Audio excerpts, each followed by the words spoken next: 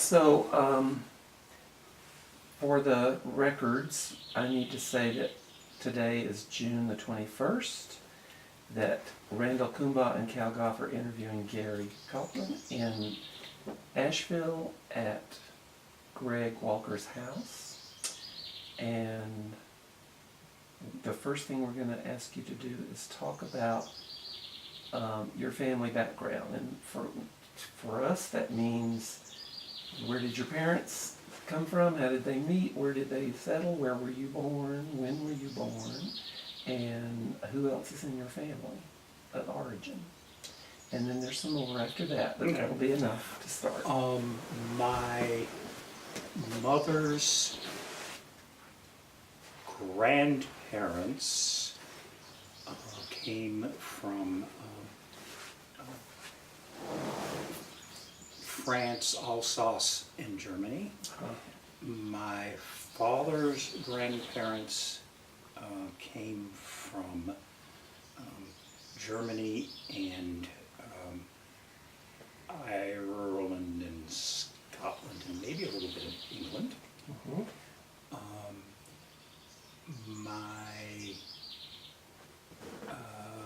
I'm thinking, bring it down that way.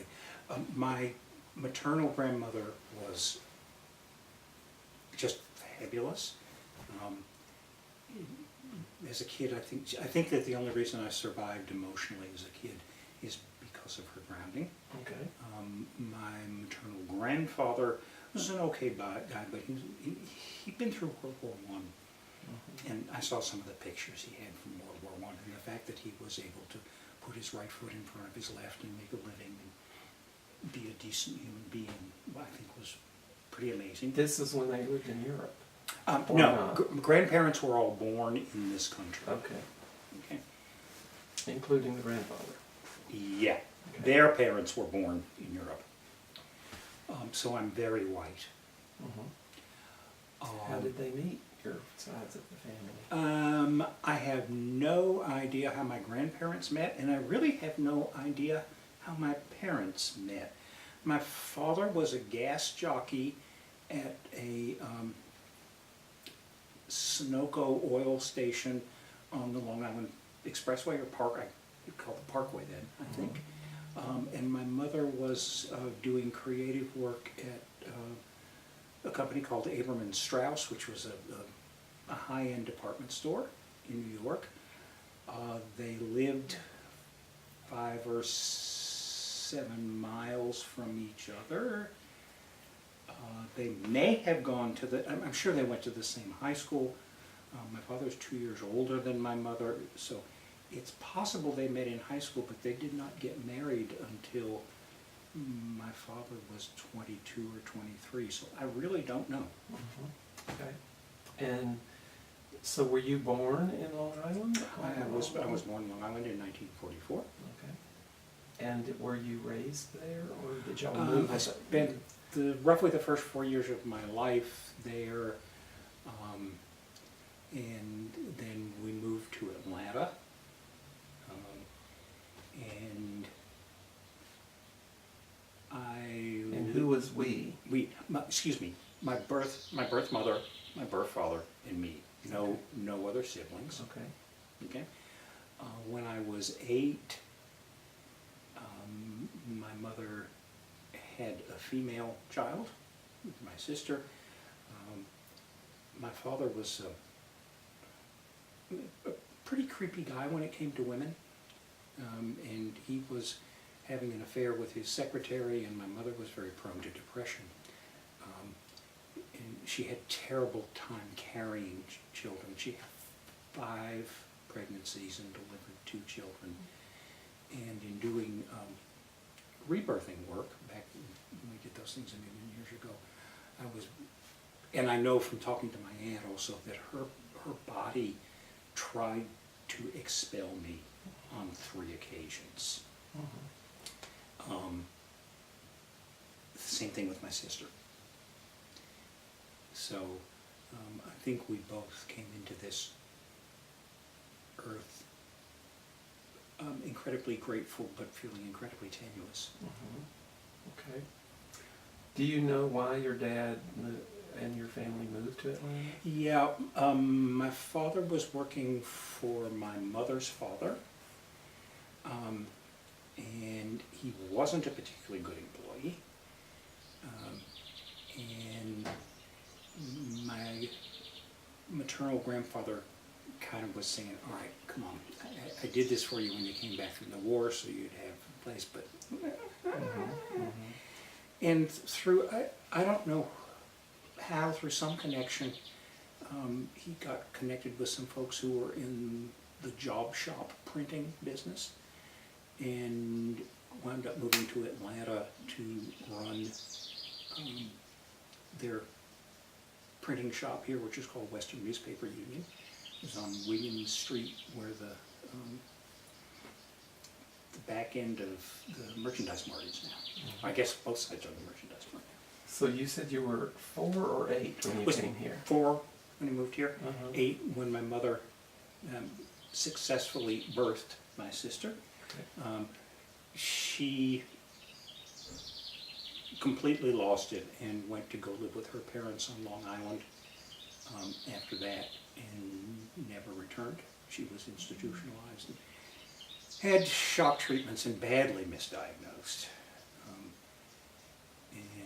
My father, meanwhile, my father had already been having an affair with his secretary, and the secretary just walked away. And my stepmother was way more fun than my mother was. My mother was very serious and troubled, and my stepmother was kind of wild, which was fun for me as a kid. Yeah, it was a great relief. So did y'all grow up in a bunch of different places in Atlanta, or one neighborhood? We basically 2 places. On Kipling Drive, right off of Howell Mill, just north of the Collier neighborhood. There's a name for it, but I don't particularly remember. And we then moved out to Riverview Road, which is, you know where John Portman's house is? Northwest Atlanta? Yeah, if you go out Northside Drive until you get to the very top, there's a flat stretch up there of Northside Drive where it then goes back down and goes back to where 285 is. And there's a road that loops around to both sides of Northside Drive called Riverview Road. And that's because part of it does overlook the river. Okay. We moved there on 12 acres. My father built a really cool house. We lived there until there were, in rapid succession, 3 other children in the family in a house that had 3 bedrooms. And I was, well, by then I was 14, 15, 16, I don't know. And it was clear that there had to be another house, so my father sold that house and built another house on the front of that property. And I moved from there in with my ex-wife when I got married. So I lived with my nuclear family until I was 23, 4, something like that. Okay. Are your parents, either of your parents, still alive? No.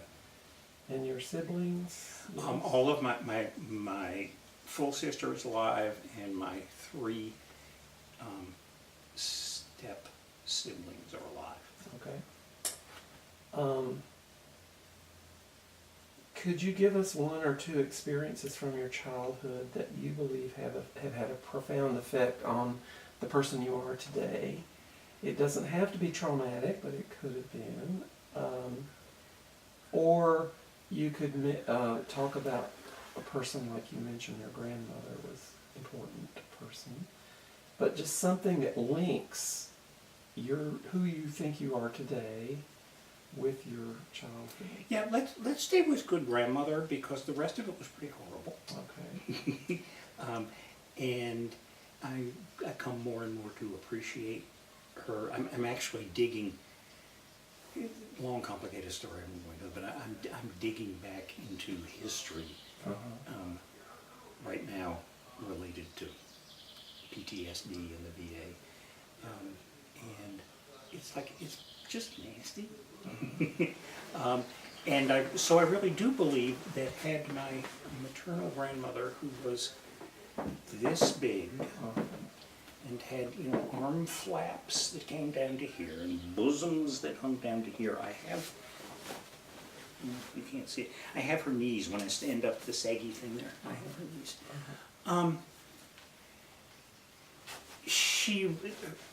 Her life was very stressful. My mother had terrible mental illness problems, and my sister, my mother was living with them.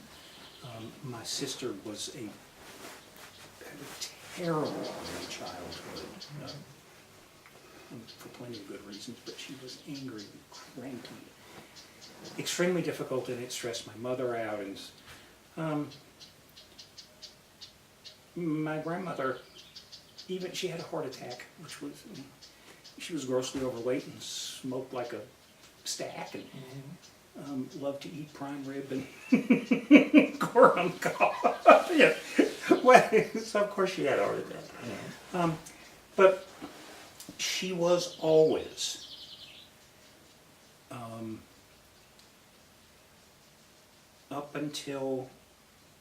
probably up until I graduated from high school, she was always there, no matter how sick she was. I remember like 2 days after her heart attack, climbing in her bed with her and her putting her arm around me and holding me and talking to me.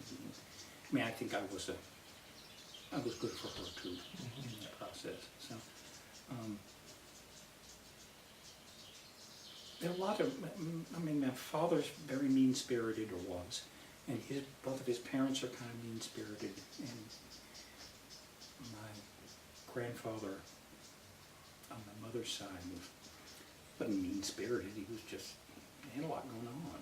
I mean, he owned his own business, which was in the international glass importing and exporting business, and he had all kinds of Jewish contacts and clients who lived in Germany, and so in addition to being in World War II, he lived deeply in the lives of other people through that. So, I mean, he was an amazingly strong man. He just wasn't a nurturer. Yeah, when my aunt's husband asked for her hand in marriage, went up to him, he was laying on the sofa. He said, "You want to marry her?" "All right. You know what the hell you're doing." Or no, it was worse than that. It was like, "Good luck." Yeah. But he provided financially for his family, and he was always extremely generous in ways he could be generous, which just wasn't emotionally. My grandmother was very emotional. My maternal grandmother was very emotional. The nurturer. The nurturer. Okay. She's the only reason I'm alive. Now we move to your partnership history. So start wherever you want to start with whatever you think was your first significant partnership. Was my wife. Okay. The only person I had ever kissed. That's not so. Okay. The only person I had ever touched in an erotic or sexual way. Age? I came High back. school? I came. Oh, no. I came back. I love the tone. No. I came back from Vietnam in 1968, and I was involved in a relationship with my ex-wife.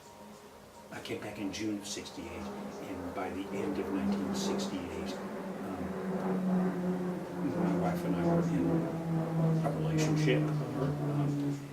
I spent the night at her home frequently. She worked for the same company I did, but not physically in the same place as how we found. This was Atlanta, Georgia?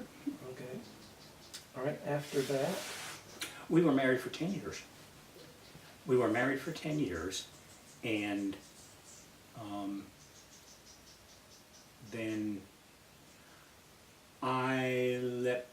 she kind of made a setup so that she set me up to fall in love with a man. We both knew that I was way more attracted to men than I was to women. Her previous husband had been that way. They had had a good relationship, and we had, except for sex, we had a really good relationship. I mean, sex wasn't terrible. We were really good friends. We were business partners. We liked each other immensely. She was incredible to me. I came back from Vietnam with some pretty severe injuries that I didn't take seriously and that no one else took seriously, that I laughed about. PTSD, not physical. Mm-hmm.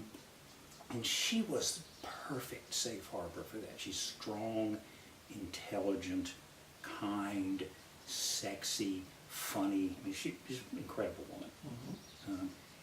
And she took the reins of the household, and I surrendered to it. It was like, oh God, somebody take care of me, thank you. Mm-hmm. And she did, very nicely.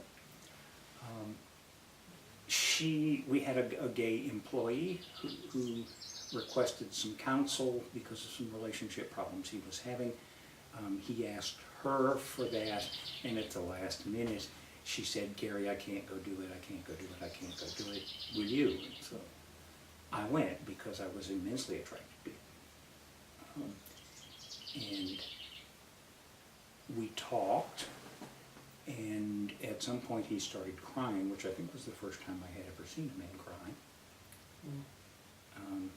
And I wrapped my arms around him to comfort him, and I started crying, and that was the end, trying to pretend that I could get what I wanted from a woman. Mm-hmm. Okay. How much longer before you were out of the marriage then? 4 or 5 months. She found an old boyfriend from high school who was man, who did cocaine and had fancy cars and diamond rings. He lived in Dallas. He had lots of money. He was the top salesman for the Tony Lama Boot Company. I don't know if you know about the Tony, but that's hot shit. Mm-hmm. And they had been lovers in high school, and they went back and found each other, and she left in a large huff, blaming me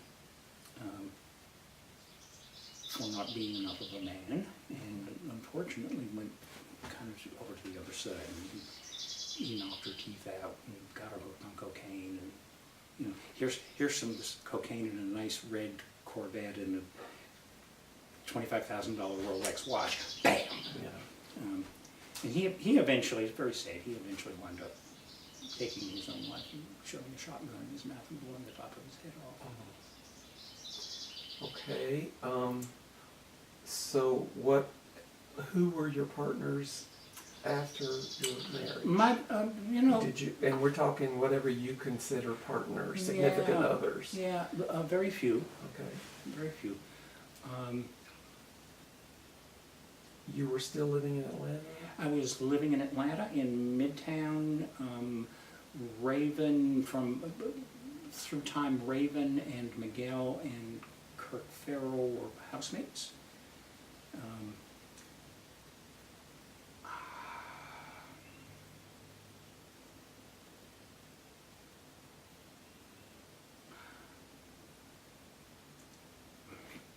He did this with a lot of other people, but the only significant relationship I had at that time was V. Altman. And it was significant for me. But I think it was not particularly significant for him, given the way he lived his life at the time. But it was good because we connected well erotically and intellectually, and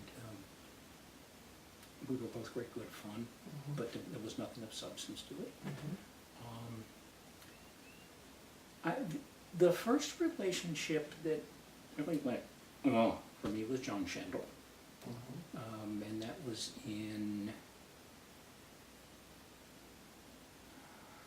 right about the time the ferries became GSV, which was, what, 1990. So I probably met him in 1989 at a potluck for the Body Electric. Okay. That relationship is still in existence. it had a whole lot of sexual energy for a really, really long time, and a deep, deep connection that exists until this day, although it has, it's changed a lot.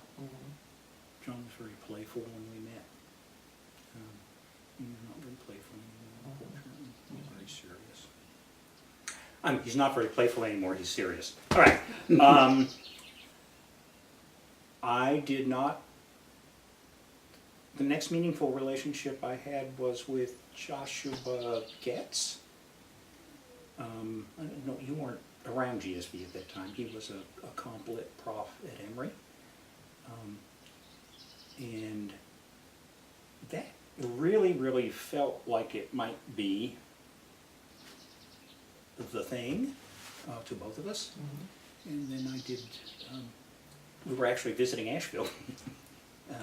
He wanted to come up to Hot Springs, so we came up and hung out at Hot Springs and came to Asheville. And we hung out with Peter and Rocco for a little while, and I was saying, boy, I would love to live here. And Peter said, well, buy the house next door that had a tobacco field down at the bottom, grow daylilies in it for 5 years, and it'll get all the crap out of the soil, and then you can grow here and be our neighbor and be a farmer. I went, yep.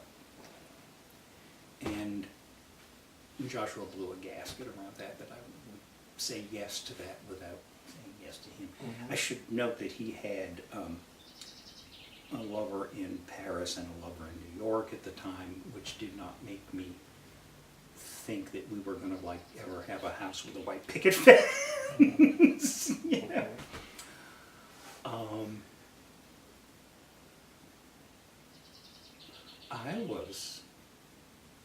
I'm not sure I had sex, or even was interested in having sex or pursuing an intimate relationship with another person until 2012, when I'd never had an NSA pickup, hookup, whatever you call it, date on the internet, and I had one with a 19-year-old man from Atlanta who had severe Asperger's. And I went to Atlanta and picked him up. I was living in LJ at the time. And I brought him home, and after he tore all my clothes off and we had hot monkey sex, we sort of sat down and looked at each other for a while, and we just like, we just fell into each other.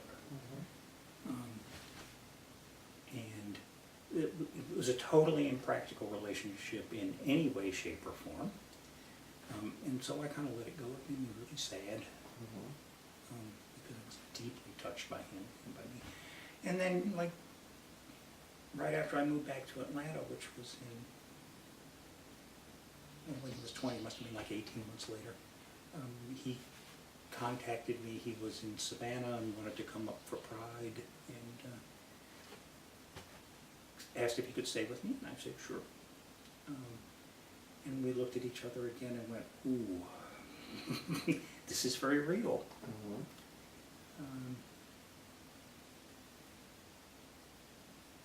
And he lived with me for a while, and it was impractical. He is incapable of working. And even if I had the money, I couldn't fully support him.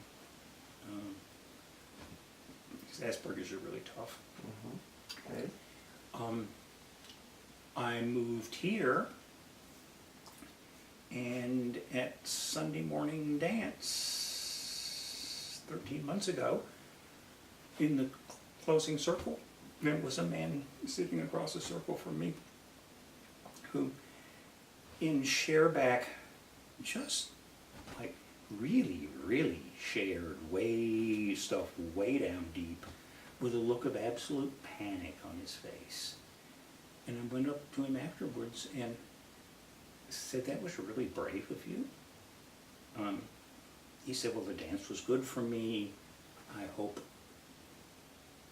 I want to come back, but I don't have any money. And I said, well, come to men's dance on Tuesday night. You can come free. And he came to men's dance, and he looked completely different. I didn't even recognize him until the end of the dance.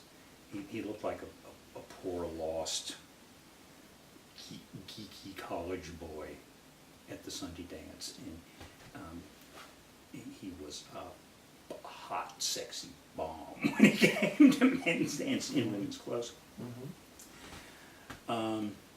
And we knew within 2 weeks that it was like, whoa. And there still is, whoa. Okay. Although we have been, we have a lot of the same issues with our mothers. And so it's really easy for me to trigger him and for him to act out and that sort of thing, so, or them, Yeah. they're trans. It's a really, really important relationship. I think it is the most I have ever felt seen in a relationship in my life. And that's the current. Yeah, and I mean, we were, what, companions or in a relationship or whatever on Facebook for a while. We see each other very seldom now, but he has said he's worked on a bunch of stuff, and I know I have, and so we're going to try being a little closer to each other. Okay. Again. And he lives here. No, he lives in Knoxville. Knoxville. He lived here when I met him, Okay. or them. Actually, I knew them most of the time they were here as a woman. Mm-hmm. Okay. All right. So very, very few connections that are both erotic and intimate. Okay. Far too few, I fear. I now know the reason for that, but All right. If you feel like you had an official coming out experience, we want to know what that was like. Some people don't have it, or it's a 20-year-long thing or something, so they don't really relate to this question. But I had, yeah. When my ex-wife said she was going to pack up and go to Dallas to be with Butch Boy, and we got into some really big fights, and I don't remember exactly what, but at some point it was like, guess what? You're gone. You don't even want to talk about this. I want to try this with a man. I think it'll be easier with a man. It hasn't turned out to be, which I think is really interesting. And so I just said it out loud to everyone. Okay, Ellen's gone, and a good portion of the reason for that is her dissatisfaction with me because I'm gay. I told everyone who was a friend, co-worker, I even, the first person I actually came out to was the priest at her church. Do Episcopalians have priests? What are they? Yes, Rectors? they do. Whatever that person is with all those robes. yeah. Who I was not a member of the church, but I had been around him quite a while. And he was the first person I went to because, actually it was before I came out. I went to him and I said, Frank, I got this problem. If I tell the truth, Ellen will leave. If I don't tell the truth, she'll probably leave and I'll die. He said, well then, Gary, the choice is to tell the truth, isn't it? What is the truth? And I said, okay.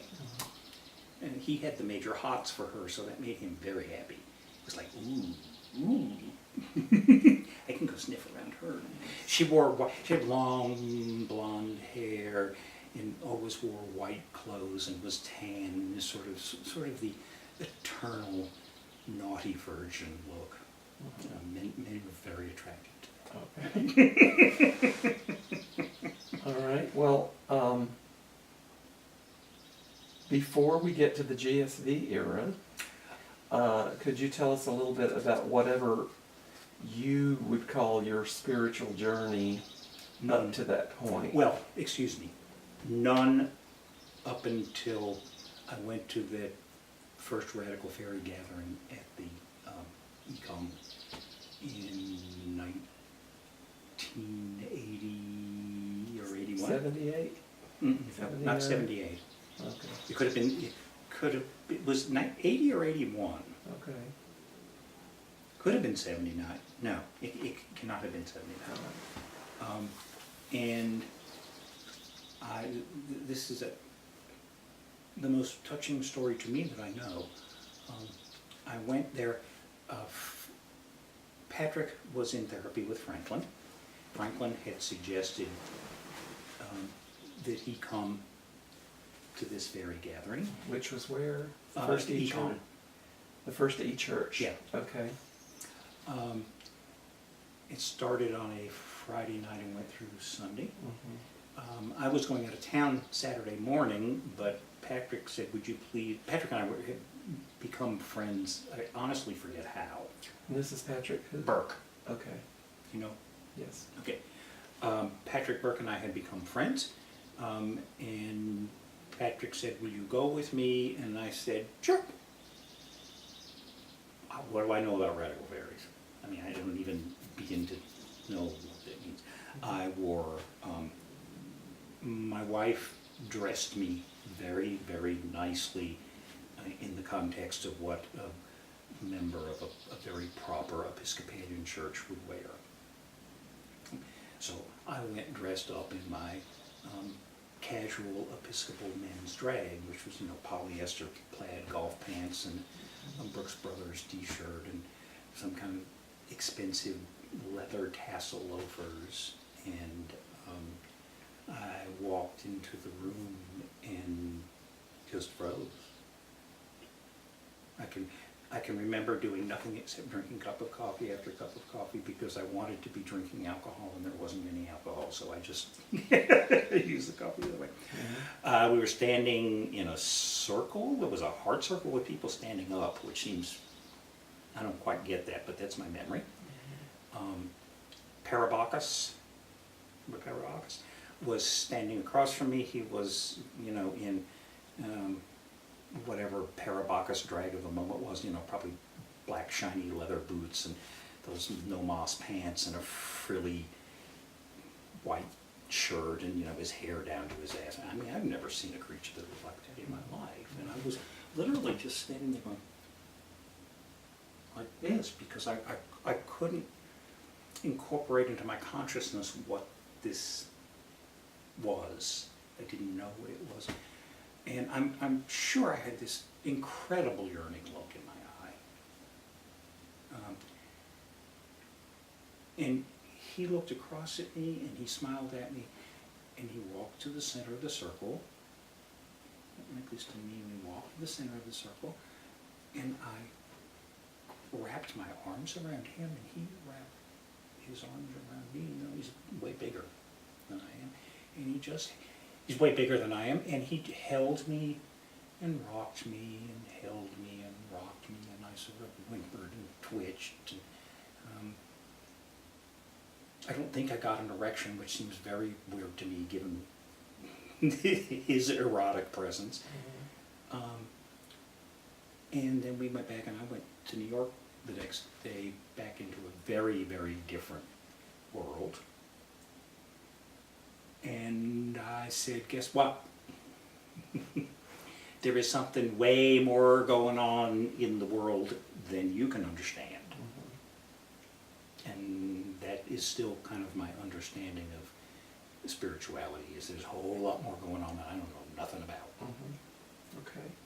So your introduction to the fairy circle was through a friendship that you had with somebody else. It was not a flyer, and it was not more of the same at all of whatever else you had done, if anything. No, it was radically different. It was radically different, and I liked it. Yeah. Nice memories. Thank you for evoking that. Very, very silly. I remember the first time I came to a circle in Franklin's office, and that's not mine, that's yours. No, it's yours. Oh, okay, I have two. I came to a little circle at Franklin's office, and you and Harvey were there. I remember that very clearly. Do not remember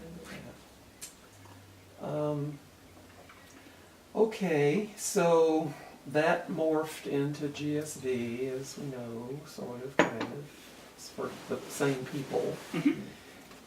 So how did you hear about the GSV conference? Because you were in that network and Yeah, so I mean, I was working for Southern Voice at the time. I was actually the editor of Southern Voice at the time. And Raven was not living with me, I'm not sure. But I was living with Randy Taylor, no, shit, I don't it know. doesn't matter. I You don't can't know. remember. Whatever. I was well aware of the fact that it was happening. Raven and Randy and Franklin and Peter and Ron met in Atlanta, put out a call for help. I went, said, how can I help? And they said, will you do publicity? And I said, sure, I'll do publicity. And I did that for that conference, and I think I did publicity for all the conferences until the great signing of the incorporation papers happened. Okay. And I was involved.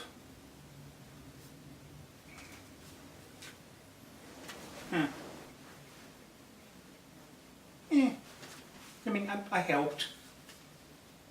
Yeah. I was not a significant piece of any of that. Did you? I was do a- you, do a you think you constant understood what it was being attempted, Oh yeah. and Oh yeah. what was that reason? Do you think? I mean, just kind of tell Well- our viewers why GSV. Well, came. GSV happened because the branch of the ferries that it came from, called Running Water Farm up on Rome Mountain, near Glen Eyre, North Carolina, which is now where I spend vacations. Because John Schendel's family owns property up there. Is how small can the world be? And I actually drove down and looked down the driveway Oh. at the house a couple of months ago. I mean, a couple of years ago. The initial gatherings there were very small, 12, 15, 20 people. The gatherings started getting larger. It was on a very small piece of property.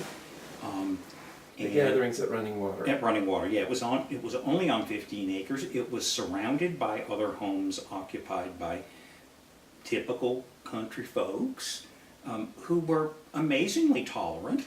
I mean, I can remember one gathering where there were two guys on the bridge fucking on the bridge going over the creek, and or kind of early in the morning, and one of the neighbor guys just was on his stroll down to somewhere and strolled through there and said, well, good morning.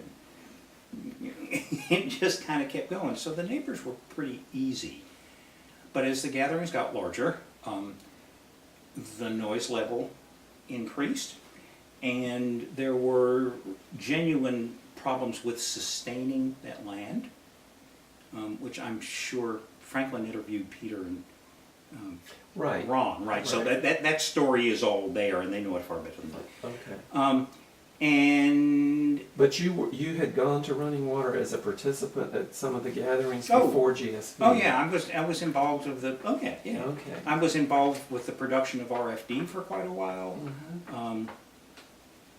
I went to Franklin did a couple of magic workshops up there that I went to after he had hung out with Starhawk. So I was there a lot, especially in the early 80s.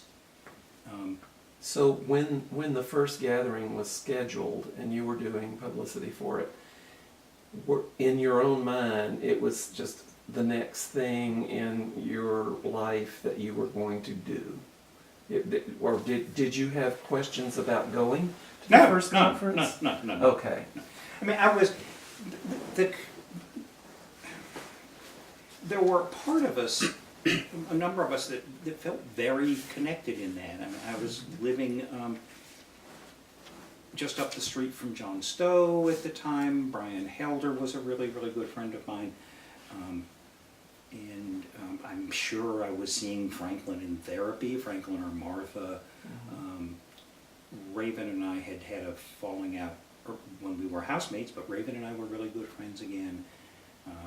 I had always been madly in love with Peter and Rocco, back and forth, sometimes both of them at the same time. So it was just like, oh yeah, okay, so we're gonna go someplace where we're not gonna drink, and people are gonna cook for us, and we don't have to sleep in tents. Good idea. Okay. All right. Do you remember how you got to the first conference? If you rode with other people, or if you enlisted other people to go also? My or? guess would be, based on the picture that was taken at the closing and my memory of where I was at the time, that Brian Helder and I rode with each other. It is possible that Brian and John Stowe and I rode with each other, but I think it's more likely that Brian and I rode up there with each other. Okay.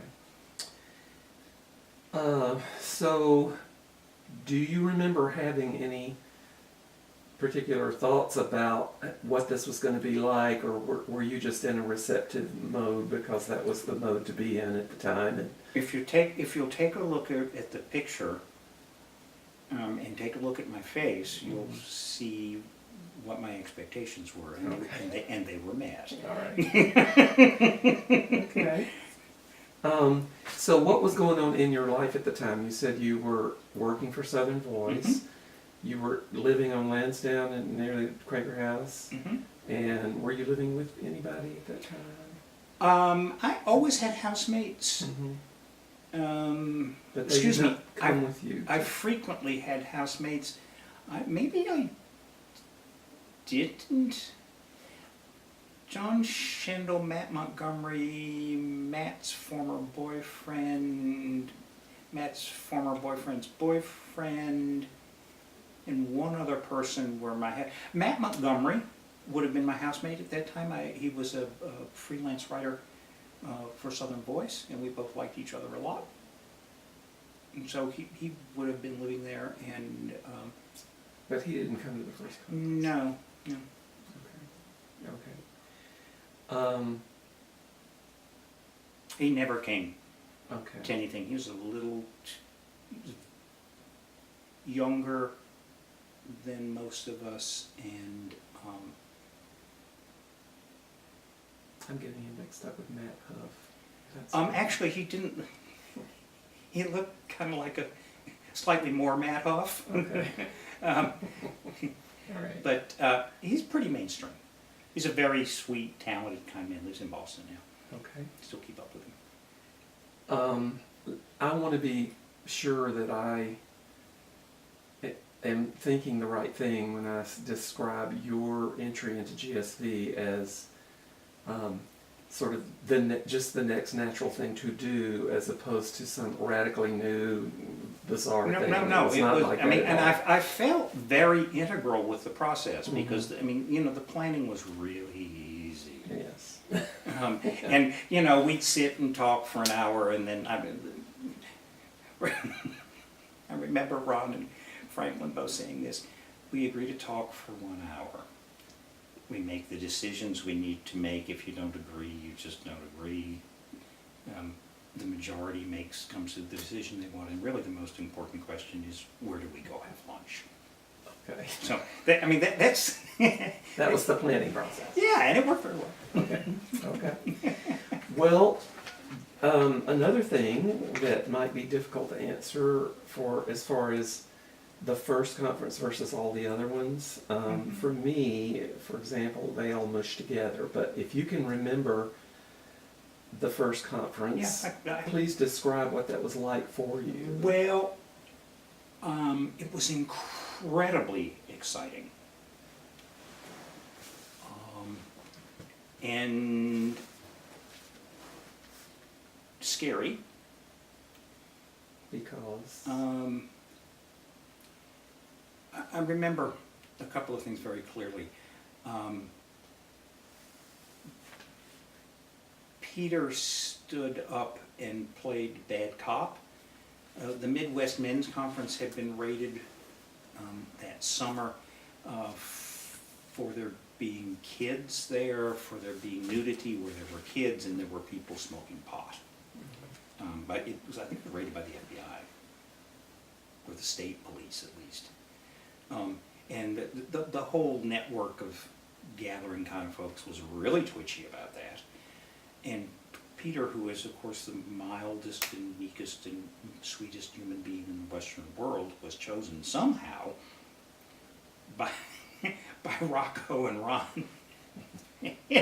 Raven, I don't know how they gave him that job. That was really meant to stand up in front of everybody and read this. I mean, I think they'd gone to a lawyer, or they'd gotten advice from the Midwest Men's Conference lawyer about this boilerplate to read, to say, if you are here in any official capacity, if you are employed by blah, blah, blah, blah, all of these things, you must come forward at this time. And no one did. And we were especially nervous. Do you remember John Murph? Yes. Okay, because John Murph was this total unknown who was there, who was very scary looking, and no one knew him. I mean, we were all sure that John was going to hop out from underneath that cap that he had pulled down over his head and pull out his badge and arrest all of us. Mm-hmm. You know that it later turns out that he was a classical music critic. No. He had really severe Asperger's, which was what all that was about. But a brilliant classical music critic, living in Baltimore. So I remember Peter in that.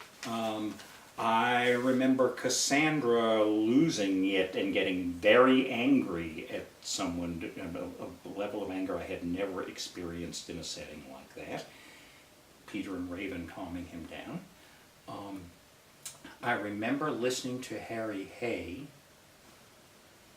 and thinking, if I could only understand all those damn words, I think there's something really important there. And luckily, I was given the job of transcribing all of those keynotes for a little booklet. And so I got Harry's text, and so I was able to spend a great deal of time with it, reading it, and I was eventually able to get it. I had never met anyone like Andrew Raymer in my life. I've never heard Franklin speak in a capacity like that he does not bring me to tears. So all of those were amazing. There was someone there who none of us knew and who decided to Shanghai the dining hall at 11 o'clock on Friday night and do a tantric erotic massage session, which, like, there were 3 people there who had ever done that before. And I said, okay, Brian Helder was one of them, and he had loved it, so he said, come do this. So we did it. And I wound up spending a lot of time with John Burnside in that process, which is really sweet. Yeah.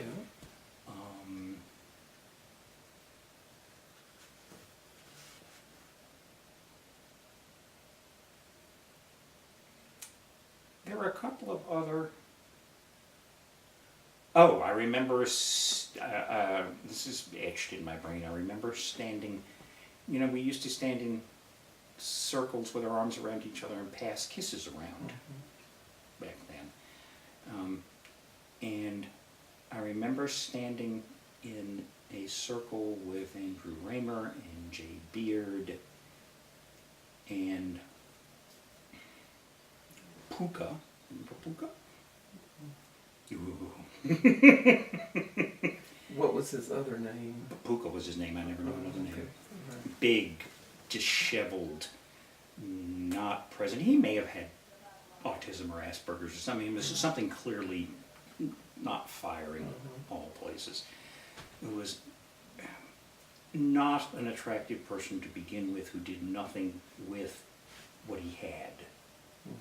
Very uncomfortable in his body, so he was in the circle, and then there were a couple of other people. And the kind of the awkwardness of how the kisses got passed around that circle when it was clearly clear that Jay and Andrew were headed straight to a horizontal surface after that. And how, I knew Jay before that somehow, and I was madly in love with Jay. And so it's like this, oh, woe is me, poor pitiful thing, I don't get that. And then I remember looking over at Puka and thinking, Gary, bitch not about your station in life as far as being able to kiss lovely people is concerned. This, you know, this man has never had it and probably never will. So it was a really kind of bittersweet, compassionate, bitchy sort of thing. I think it was the first time I'd ever put all those energies together in one place. A real learning experience. Was this when you and I both had the Harry Hay tongue in our mouths? No, I had Unwelcome. I had Harry Hayes tongue in my Surprising. mouth at the house on Sterling Street where Raven and Todd and he's in Ron Renz. Ron Renz and other people lived from time to time. Okay. John and Monty and Brian and I were there and a couple of other people, and I mean, I could fully understand why Harry's tongue was going down the mouths of the pretty boys, but then when it came to, like, well, you're really good looking, but when I had his tongue down my throat, it was like, Harry, what are you doing? You know what? I don't know whether he did. Maybe I was just jealous. But I never particularly wanted to kiss him, but it was like, I don't know. But yes, I was, if it never went down my throat, I was fully aware of the energy surrounding it. Okay. And it felt not good to me. Okay. Now, Well- John Burnside, on the other hand, I liked kissing him. Yes. Well, maybe it was mutual, you know, instead of just abruptly. Okay, so am I right in thinking that the rituals that happened at the first conference and some of the others were more of the same thing? You'd seen those; they were not shocking to you. They were No, they may have been. I think the most shocking thing to me was what happened when we did one of those let it all out heart circles with 80 people instead of 15. And I was like, oh my. And no one, I mean, it was handled the way it would have been handled in a fairy circle, which is, well, you just go, go, go, go, go until you're finished, girl. And I mean, that was, you know, we were starting to know a great deal more about AIDS then, and so there was lots of political rhetoric and all of that sort of thing, and we were still, the center of gravity of the group was still very anti-capitalist, so that, I mean, you know, moans and groans about the capitalist system, you know, just personal rants that went on forever. And it's funny, I've always, those long heart circles can be very difficult, but I'm always willing to sit in them, because I always wind up knowing 4 or 5 things that I never had any idea of before. And it's like, well, what do we have but time? So while I remember how lugubrious that one felt, because the only heart circles I'd ever been in before were very small. The ritual felt like the same old ritual. Raven was a little more revved up about Native American stuff then than I had ever seen him at Running Water. But nothing surprising. Okay. So, what is your history that you can generalize about with GSV? Have you been to every conference, many conferences, the early ones only? How would you describe? I have been to every fall conference except the one that John Mungo was one of the speakers. Okay. It was a conscious decision not to go, to see what it felt like. I adored John, and so it was very, very hard not to go and listen to him, what he had to share in that context. And when I went back the next year, I said, I'll never skip another one again. Okay.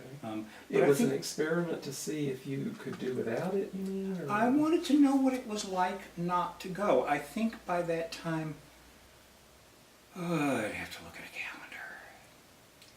I think I was in a lot of internal uproar that year? that year. And I just wondered about, and I mean, at the time, I always got really wound up and excited. And I just thought, maybe I just sort of sit home and chill, because all the time, you know, at that time in my life, I was wound up and excited all the time. I didn't know how to rest. I said at the next conference I would never miss another one, and I am almost sure I'm not going this fall. Okay. Well, while we're there, why don't you, would you like to say why or how you came to that thing? Or? There are a couple of pieces of it.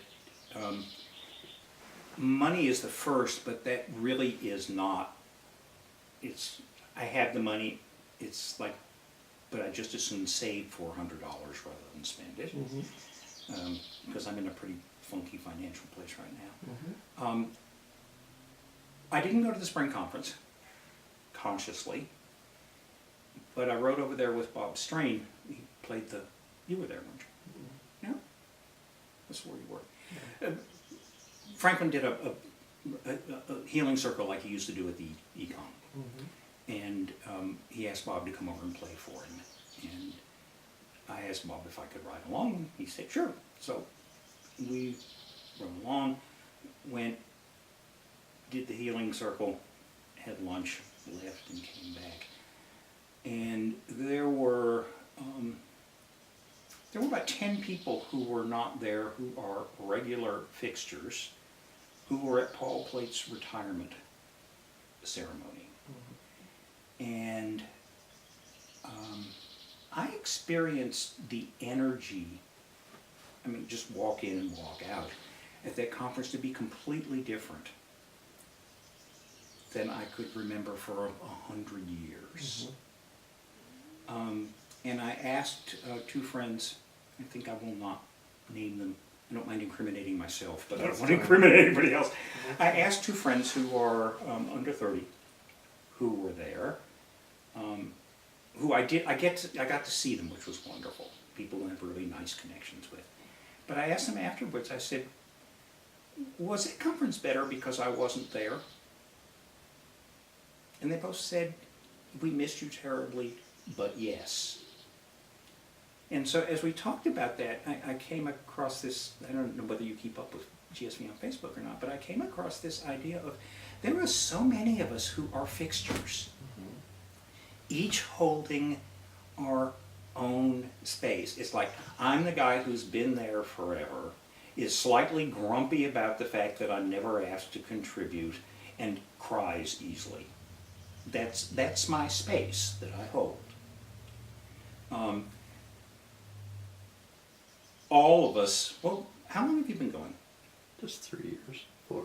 Oh, okay. Yeah, so I was going to say, I don't think Randall has a space. I think that Paul and Wendell and Pat and anybody, Jim Jones, anybody who's been going a lot and who has spent time in some kind of governance, those folks all take up big spaces. Mark Zumbaugh takes up a big space. There are all kinds of, I mean, I can think of, if I would make a list, of 35 of us that take up big space. And my question is, what if we don't go there and take up that particular space?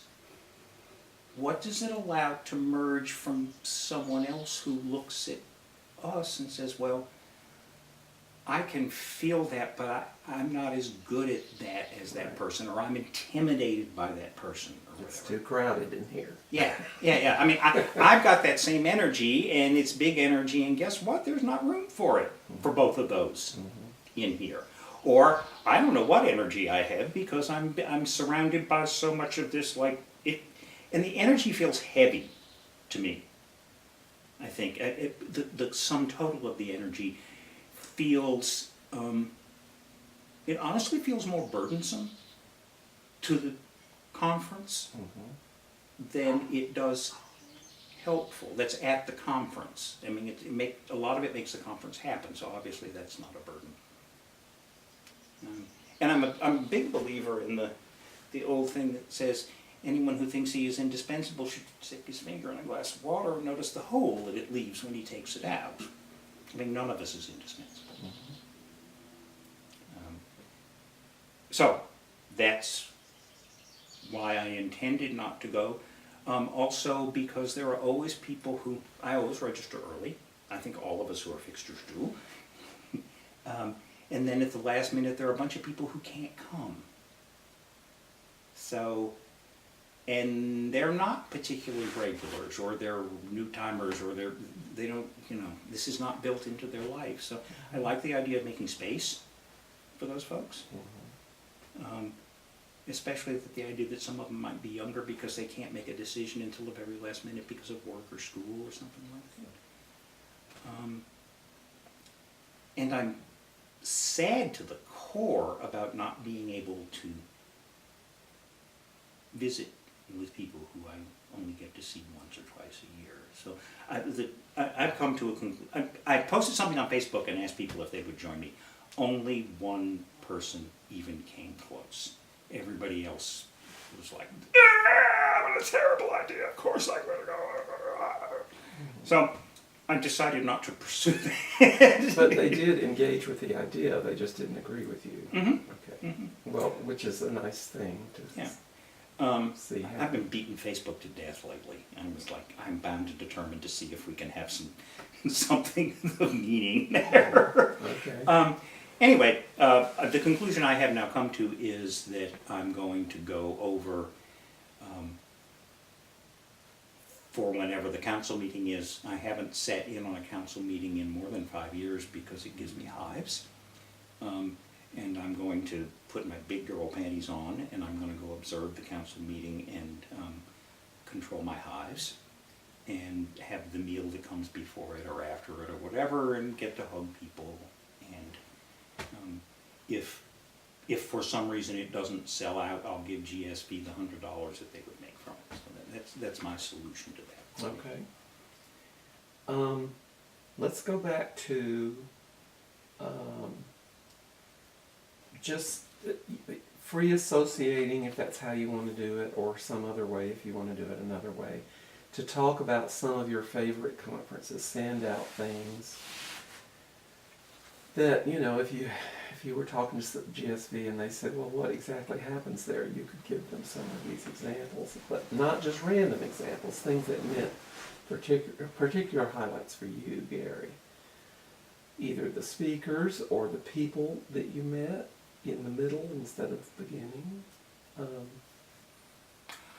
Let it mush together and then pick out from Gotcha. that mushing. Tom Spanbauer. Okay. This incredibly humble man who had written this wild-ass powerful book, The Man Who Fell in Love with the Moon, who is quiet and calm and self-effacing, and says he feels insecure because he has a small penis, and the energy we had revved up about the man who could have written this book, and the difference in the man was like, isn't that informative? Because for the most part, our keynoters have been big, and sometimes very boring. And so, I mean, he really didn't have much to say except, hey y'all, let's He participated in the conference. yeah, I mean, he really lived in the conference, which was like, oh, that's really nice. I remember a conference where Andrew was keynoting for the 143rd time, and I thought, Andrew, would you please, for God's sakes, find another story to tell us? That was a real revelation, because I like Andrew and what he has to say a great deal, but it was like, oh, I am bored out of the tits with this.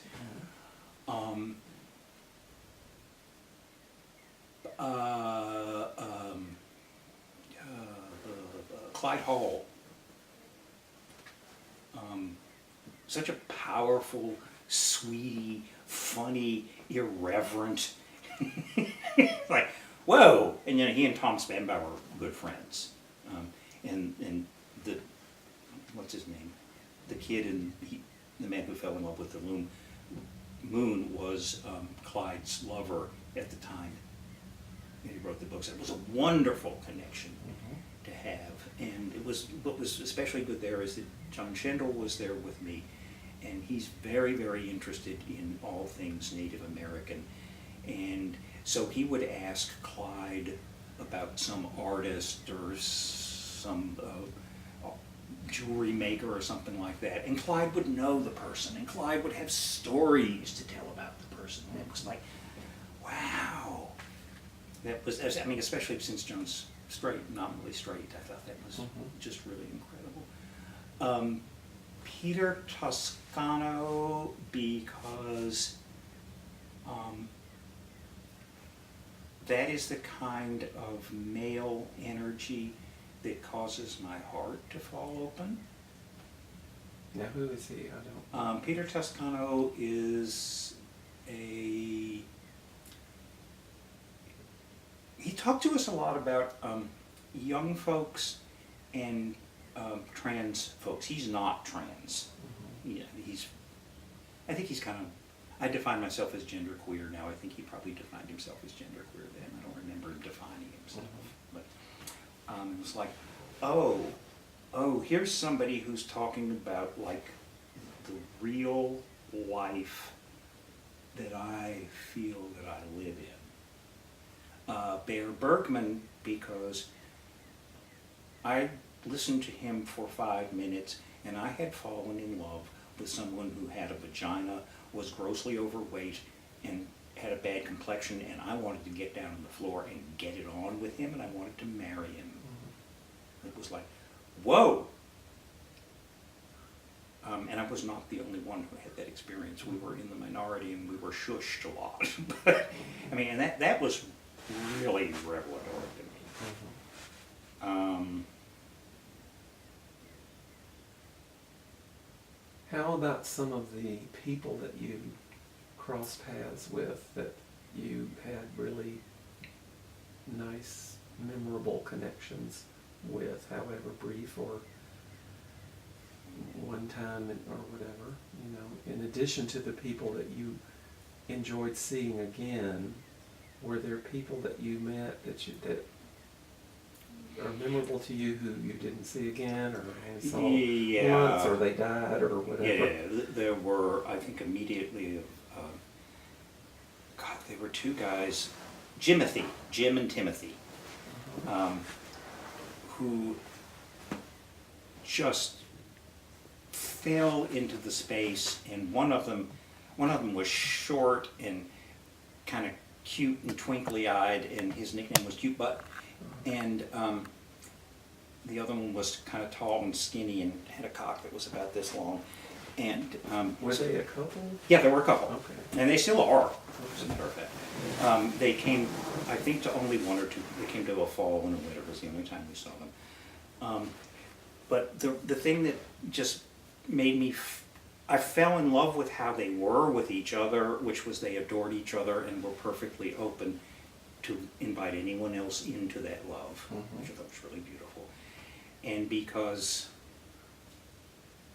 the taller one, I don't remember who had whose name, came up with this, and I'd heard it before, but I'd never heard it said so well before, a creative response to adversity. That was what his job as a queer was to take this thing that looked like a pile of poop and fluff it up and put it in a souffle and add ribbons and that to it and make it like, oh, isn't that cute and funny, or isn't that silly, or simply find a way to turn it around completely, you know, kind of like reclaiming queer. And he could do that with almost anything. He was especially good with songs. He would take old hymns that were all, and he would make them queer and sing them and just walk around. So their energy, sheer delight to me. I don't have a good memory. That's fine. So this is a challenge. The next person who comes to mind is very recent, is Jason Buchanan. What about Jason? Oh, wow. I guess it is that we connect. Mm-hmm. That we look at each other and we just see each other. And we're willing to let each other way, way far inside. Mm-hmm. I've always known this, but I had never quite put it together. Jason is very free with his tears. Mm-hmm. And that's, in my experience, that's very uncommon in men, and especially uncommon in men who are so manly looking as Jason is. Mm-hmm. It's someone who cries as much as I do or more always softens my heart. Mm-hmm. George Smith, you never knew George, did you? I don't think so. Who was this little impish bisexual man from Cary, North Carolina, who was the most common and ordinary. I don't mean that negatively. It was just, there's nothing distinctive about him, except maybe he was not terribly tall. That's the only thing that's physically distinctive about him. An incredible imp, and with that impishness came an understanding of eroticism that is like, I mean, he knew how to, and he knew how far to go with it. Mm-hmm. He wanted to have sex with everyone there. He made an attempt to do it. Of course, he didn't. So he found a way to have a lovely erotic connection with everyone there. Nobody much talks about it in that context. I don't know. He's dead now. He was killed in an automobile crash. But it's like once he died, people were saying like, "Oh, you had that experience too." I mean, I can remember coming out of a talent show one evening, and George is standing there, and he said, "Come here," and I went over and I put my arm around him, and all of a sudden he was touching my nipples and just leaning against me, and it was like no one has ever touched my nipple in just a flat state like that. Mm-hmm. That, I mean, every single part of me was electrified. And I asked him, he said he learned that from a girlfriend who had that energy and who they'd spent enough time together that he'd been able to learn intuitively from him. And I mean, I found out later that he was lovers with a couple of people who were there for quite some time who found him to be delightful. But the fact that he could, I mean, he was not going to limit that. Mm-hmm.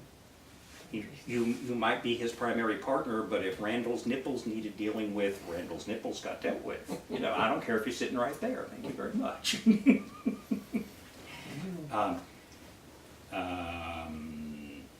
Were there workshops also, not just people, but workshops that stand out for you as transformative, or that you admired because of courage of the workshop giver, or any particular?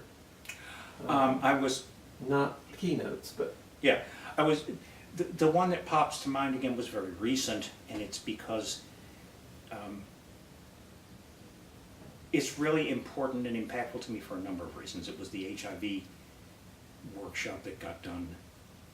Was it last fall? I think. It was something.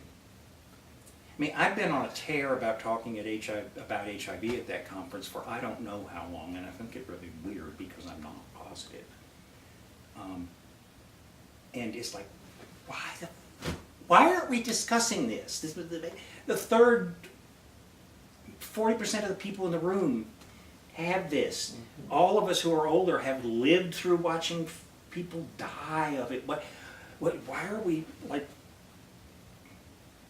I mean, it's one of the elephants in the room. Yeah. You know, there are like not talking about the Holocaust. Yeah, or in the now, and so Bob Strain volunteered to do it, and whoever was, I think Scott Dillard asked David Sadler to join him because they have very, very different energies and kind of different experiences. And did you go to it? I wasn't there. You weren't there. It was like, all right, so this is just fact. Here's how this has ruined, I mean, the two of them speaking in the context of their experience with being positive. Here's how it has ruined my life. Here's how it has enriched my life. And then they started talking about negotiating being sexual when being HIV I had been positive. Yeah. And what, I mean, there were at least 3 men in the room who came forward and said it. I don't know how many others who didn't say anything about it, who did not know that if they have undetectable viral load, that it's perfectly fine for them to have sex with. I mean, these were people who weren't having sex with anyone. They were stuck back in the mode of sex. Sex with me kills you. I mean, and these are like smart, well-read, engaged people. I've known them for years and years and years. And to watch their faces when they discovered that the combination of undetectable viral load and a condom is like probably beyond safe, and that undetectable viral load is probably safer than a condom, and that there's a thing called PERP. I mean, seeing their faces when they discovered that was unusual, and it made me, unusual, unprecedented in my experience. The other thing that it really drove me deeply into thinking about is, I know all these things. I'm not positive, and I barely have a sexual life. And I know all these things. So there's got to be something that's really, really difficult and painful in the lives of these men who, if they were comfortable having sex, would have big, robust, erotic lives. And what is it, what has that disease and their memories of the Holocaust done to them that keeps them from being able to see this stuff, which is, I mean, I don't go looking for it. It just, it appears. There are articles in the New York Times, people post things on Facebook, I mean, all this stuff is all over the place. And these guys, out of their fear, are not able to see it. It's like, ooh, really, really. So that was a really good workshop to have. Oh, God. Do you remember any of the earlier ones? Yeah, I'm trying to think. They all kind of fall into mush. A lot of them were, informative and fun, but not particularly memorable. The spontaneous tantric massage thing that happened at the first conference, that was really impactful. I remember that. I did not go to James Broughton's workshop after his keynote the second year, where everybody got naked in the basement and ran around holding each other's cocks as they went around in a circle and that sort of thing. But I've heard so many wonderful stories about it that it's like, yeah, I know that workshop. I wish I'd not been so shy as to not go to it. Well, if you think of others before we're done, feel free to mention them, just so that it will be easier to get a sense of the kinds of things that were done over the years that people might not remember unless somebody remembers it. Oh, Jim Jones and Bob Strain are your sources for that. Okay. They have memories like steel traps. All right. And are far more critical than I am too. So Okay. Okay, Or discerning, maybe, is a better way to say. well, speaking of discernment, one of the advantages that you have that many don't is the arc of from the beginning to the near present anyway of how the conferences have changed in either the way they feel or maybe not so much the way they feel because you can still get from it what you need from it, but how the formats or the rituals or the No, it's the feel. Okay. It's all the feel for me. Okay. Well, have you noted, could you generalize about how it has evolved, devolved, changed from comparing the beginnings to the later? Everything at the beginning was in the way it was planned, very simple. Like I said, it was 2 or 3 people talk and say, we'll do that, let's go have lunch. Yeah. Okay? And the only any kind of serious that I remember coming up in those days and energetically at the conference was the second year that Peter Bearwalks was there and the folks from the American Indian movement said they were going to come attack us.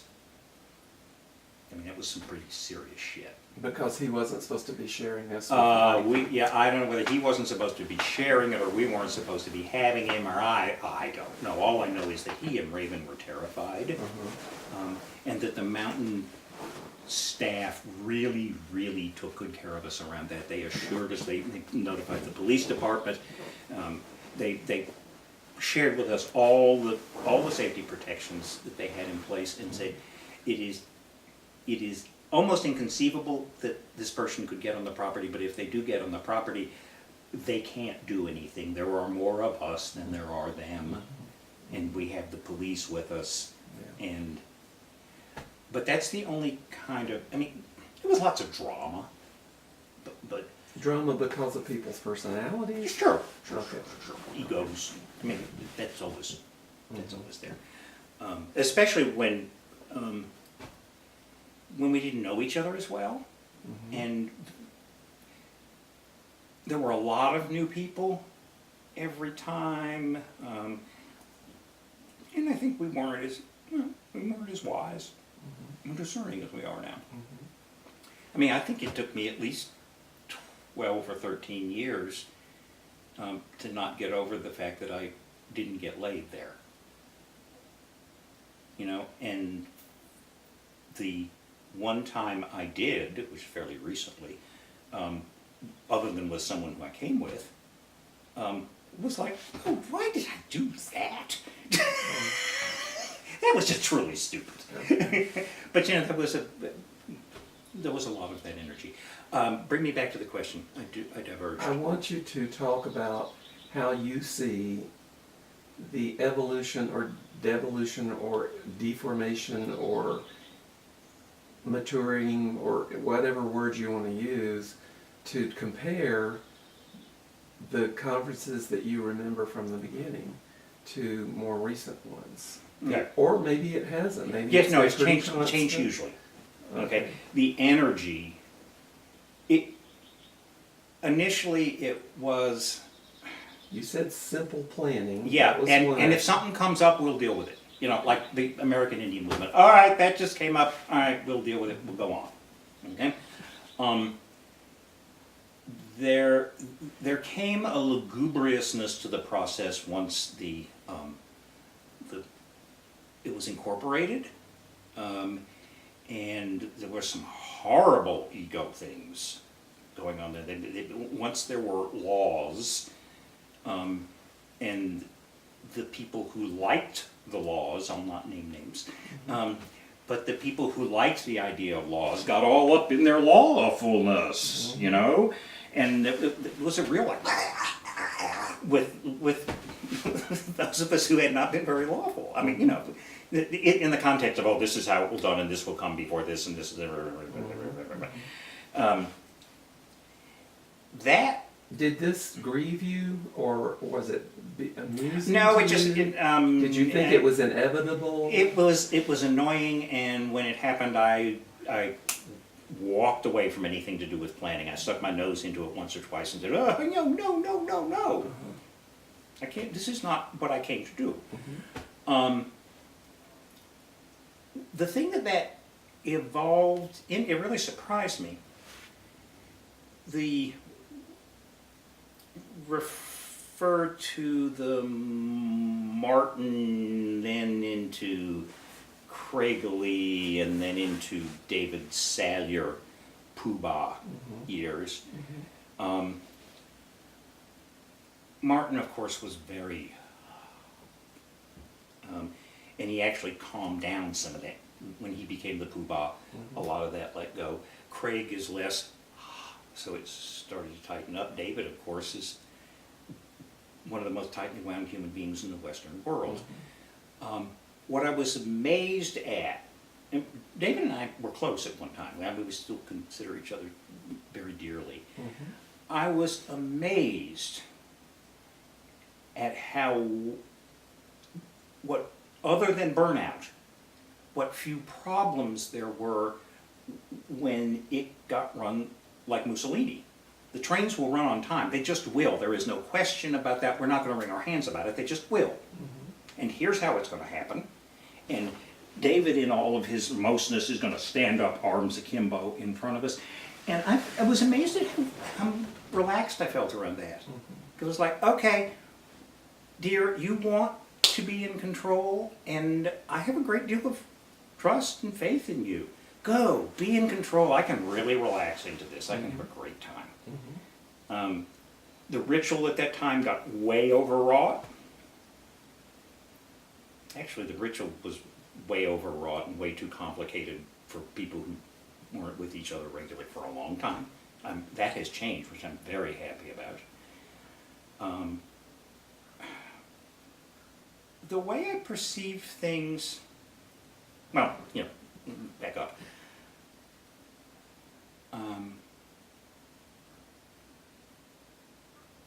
This sounds like I'm tooting my horn. Maybe I am. One of the reasons that David and gang resigned is that I looked David in the face and I said, David, you have two choices. You can kill yourself or you can let it go. And Andrew Rimmer was saying essentially the same thing at the time. And David and the rest of the council, I was on the council at the time, David and the rest of the council eventually looked at me and said, you know what, you're absolutely right, here.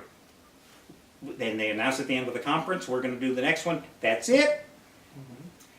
And what I had hoped at that time, I think is what Andrew had hoped for, I know that John Shendel had hoped for it, was that it might just fall completely apart. That there might be no conferences for a year, that people would go back into themselves and say, all right, what do I really need now? And it backfired because people panicked. And the people who felt responsible for taking care of that panic jumped in and said, we will save the conference. And the energy that came with that, combined with the confusion of trying a whole new way of doing it, just fucked things up to a fare thee well. I mean, it was a mess. And we're still living with the remnants of that mess.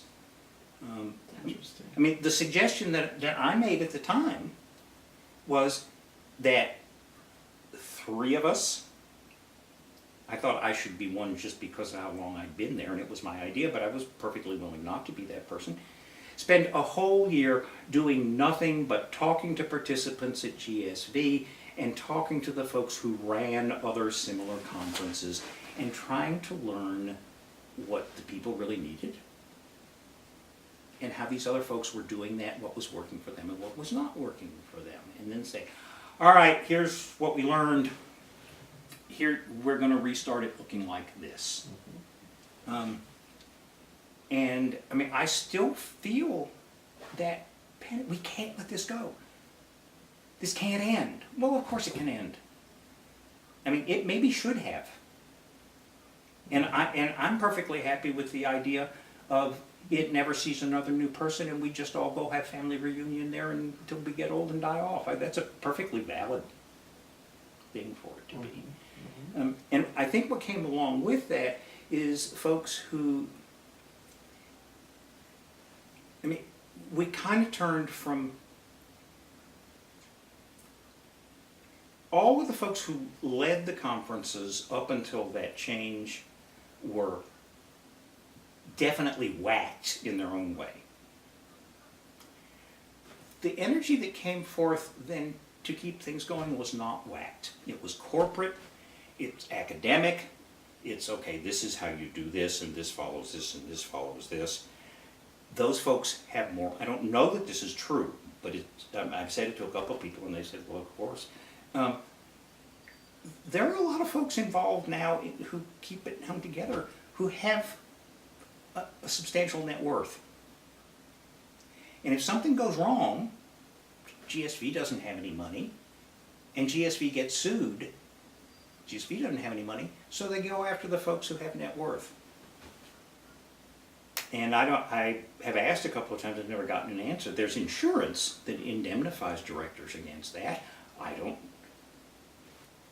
know whether that insurance exists. If I found out that it exists, then I'd have a different take on it. But what we are now is we're trying, my experience is, and I'm not the only one, is that there's so much energy put into trying to keep something wrong from happening that there's no energy left to just let something happen. Well, and I think that kind of happened. My experience was that kind of happened at Spring. And all of those folks, I mean, I've named them, we know who they are. All of those folks who had that energy, Pat was the only one who was there. And Luis had a very interesting conference. It was quite unlike anything we've seen in a long time. And again, I don't want to name names, but the people who I said, was it good that I wasn't there, also said it was fabulous that weren't here. I'm really interested in when I said that. Did you see what I did with my body? Yeah. I've been like this. When I said that, I went plop. So, Are you saying that the spring conference was good because the clinching thing wasn't enforced, so therefore it could happen? It happened despite the organization's current governance model. Okay. exactly.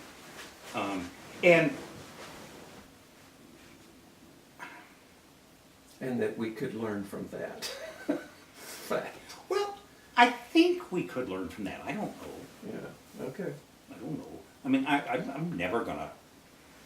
I've given up. I cannot convince anyone. I have written so many letters and made up so many plans and done so many budgets and that sort of thing and handed them to folks and they just disappear.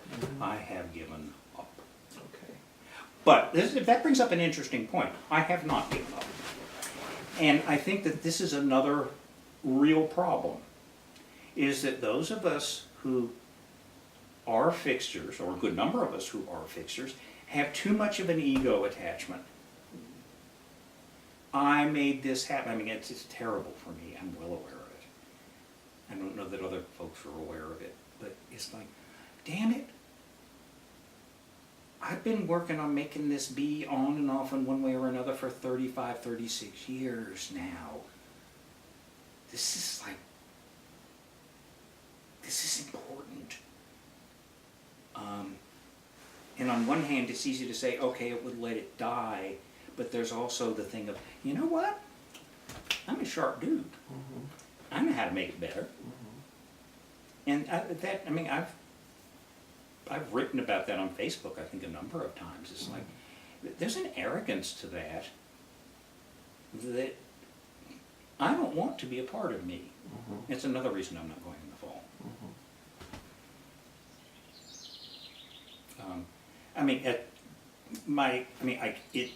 every time I think it's over, it comes back and bites me in the butt again.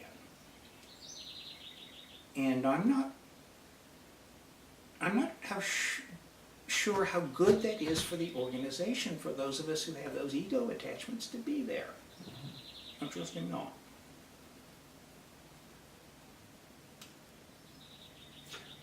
Well, it's arguable that if we're going to subtract ego attachments, we should subtract all ego attachments, not just a certain half of them. Well, but we can't. We can't. Ego attachments people can only deal with their ego attachments by backing off. Yeah, okay. That's the only way it's going to happen. Okay, so is there a way to talk about the role of GSV in your life now as compared to what role it played in a previous decade or whatever? Or do you feel like you've graduated, it's just part of the texture of your life, and so you can't really talk about what is its role in my life? It just or does is. it have It just one? is. It is a. Can you imagine your life without Yes, the GSV? I would like to. happening? Had I not found it, okay, Yeah. I am relatively sure that if I was not physically dead, I would be a basket case. I'm already a basket case. Okay. I mean, I have some pretty serious stuff that happens, Uh-huh. difficult stuff that happens in my brain. Yeah. If I had,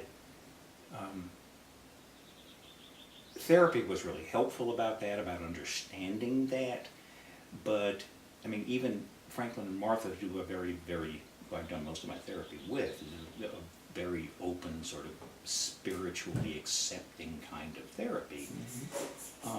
If there were not this other understanding of the larger world that I could fall back on, and that sometimes encourages me to go, ooh, let's dig into that.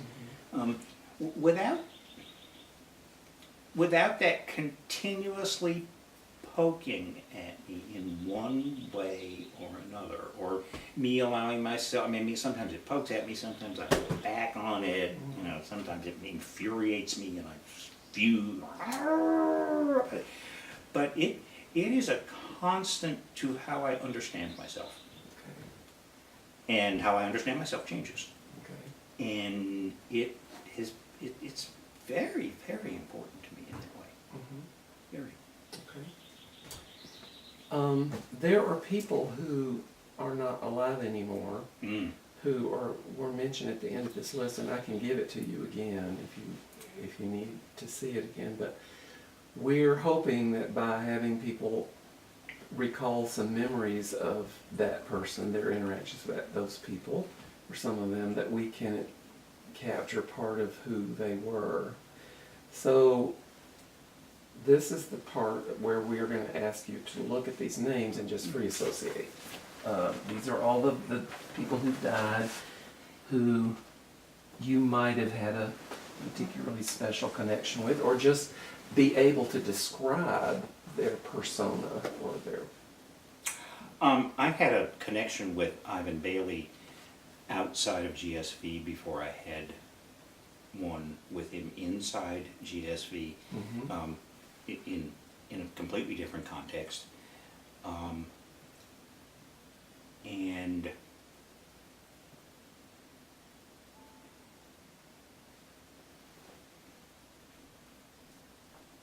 I don't know. Ivan's ability to negotiate his deeply masculine Ivanness. I mean, he was a blacksmith, so he pounded on things. With his playfulness. I mean, he tells this story, told this story, but, when his number was called by the draft board and he went in to get whatever they do, to get assigned whatever number you get assigned, he wrote down that he was gay. And the colonel who was interviewing him says, I mean, you have to hear Ivan tell the story. Now. So, you're gay. Are you the bull or the cow? And Ivan goes, well, sir, it depends on who I'm in the pasture with. And, I mean, it was a little later than when I was inducted, but when I was inducted, you didn't get turned away for being gay. You got picked on for being gay. I mean, we sat there and watched. It's like, I'm not going to say I'm gay. They need my body, thank you very much. By that time, it had relaxed a little bit, and they looked at him and they said, okay, we believe you're gay, go away. That was really touching. You know, when I think of Terry Barfield, I think of Willie McNeely. And I don't think I ever knew Terry very well, but it's like, yeah, so maybe I can't go there. James Bratton, dear God. The first time I met James was at a poetry reading at Christopher Stein. And I got there early, and I was sitting far in the back of the room. And when he and Joel and Franklin walked in the door, I jumped up off my seat, ran across the room, and the room wasn't bigger than this, ran across the room and threw myself into his arms. That was really powerful. John Burnside, like I said, I had the wonderful experience of smooching with John a little bit and doing the body electric stuff with him. And even not in that context, he was always such a wonderful antidote to Harry. Mm-hmm. So sweet, so bright, so accommodating. Shauna, dear God.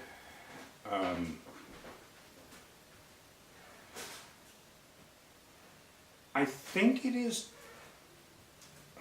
we want to know about this person, not about my reaction. What a mystery.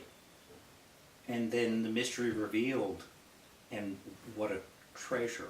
I mean, how I guess she preferred to be called she, how she managed what she did about her gender fluidity, and how that worked with Craig, who I would never imagine anything like that working with. I mean, she was truly magical. Deeply, deeply affected my life because of my gender identification stuff.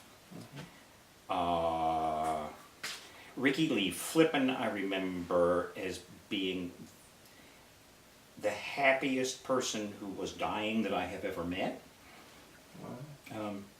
He was a friend and I think lover of Bob Strain's. He died pretty early. I think he only came to a couple of conferences, and it was very clear that he was sick. And he was just, I mean, his name is perfect, Ricky Lee Flippin. I mean, I'm sure there was another part of him, but that's the part that I got to meet. I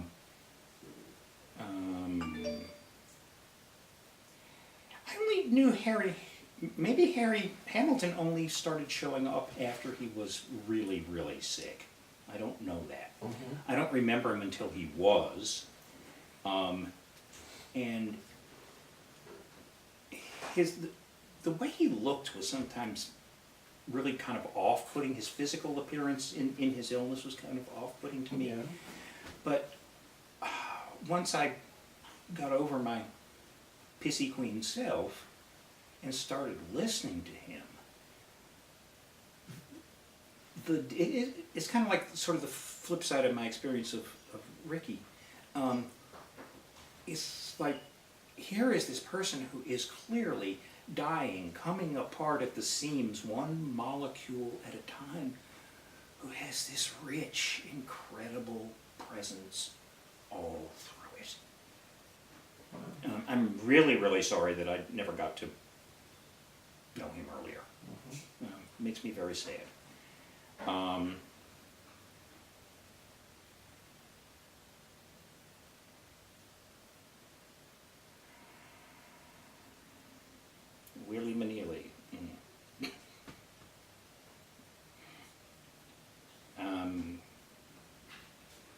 Willie and I met going to gatherings in Running Water. We would ride up to Willie was strict, very strict about everything in his life, including his diet. We would get in the car to go to Running Water, and the first place we would go would be to a fast food restaurant. And as long as we were on that trip, we ate just the junkiest, nastiest food in the Western world.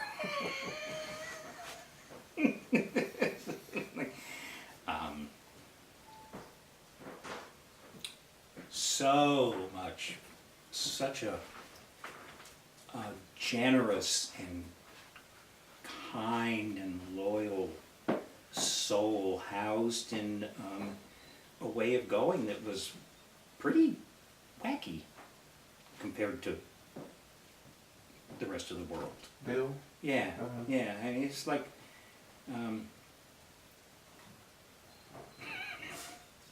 You mean you were surprised that he could navigate his professional life the way he no. It was just that there was all this kind of like random oddness about him. You know, the groundhog and those Groundhog Day parties that we had at his house where the energy was like.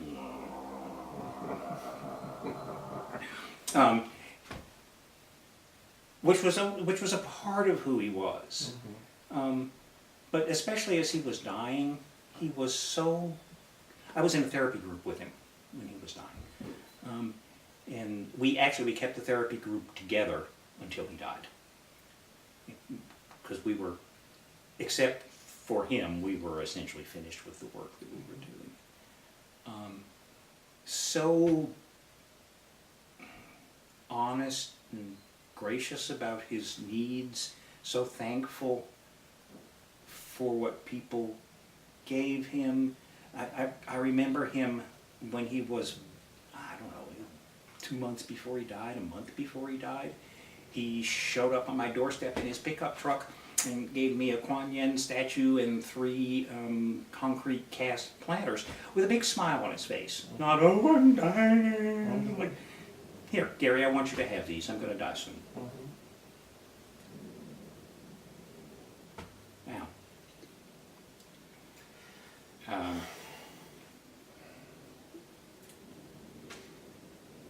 John Mungo. What a powerful, flawed conundrum of a human being. So soft and kind and gentle. He was my therapist for a while. And he was, if it didn't sound completely whacked out, John was like, yes, go do it and try it. I don't think you'll die from it. You don't think you'll die from it. Go, do it, try it, go. I've never had a therapist who was more supportive in that way. Deeply, it was really hard for me once he went from being the sweet John who I met, I don't know, late 80s, to getting all bulked up and wearing all that leather, and I had a really hard time with that, and I think I understand some of what was going on internally with him, but who he was willing to be inside all that was still just this lovely, sweet, gentle man. Strong, too. He's, to me, a really classic case of a therapist, a healer, who was wonderful for other people but didn't know how to take care of himself. Deeply saddening. Ramon.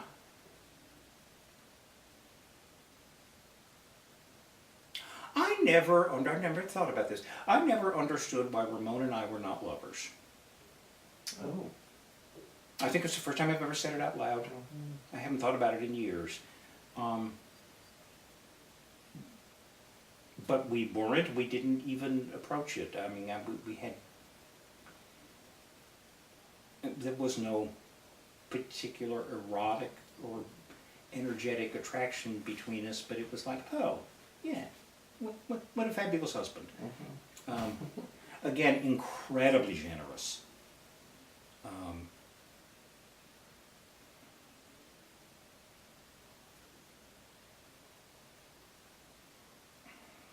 It his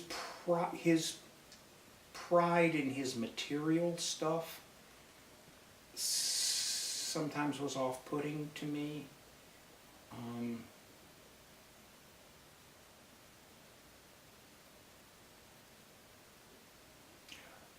You know, this is awful to say, and I've said it to one or two other people, but the first thing I heard when I heard that he had died is, my God, who will take our pictures? Because no one took pictures like Ramon.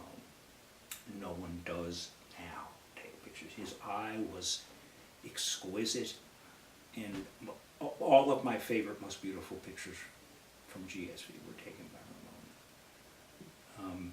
He and Terry Allen either were or recently had been lovers when he died. Terry Allen was living with me and was on a vacation or a trip to see his parents or something like that. And Duncan and John Brock and Duncan and John Brock came to my house, and we were standing there when he opened the door.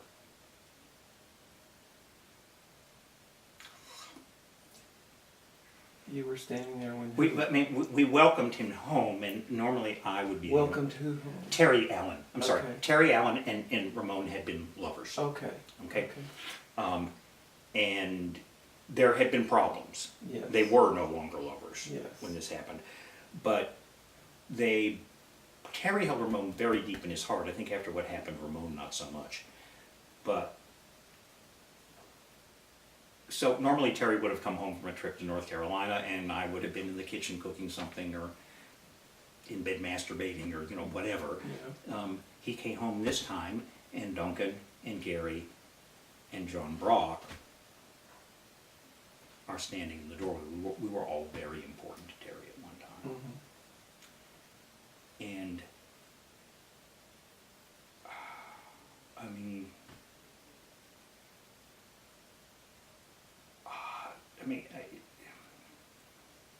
I can't begin to describe what it was like to see him come to the knowledge that he had lost that man,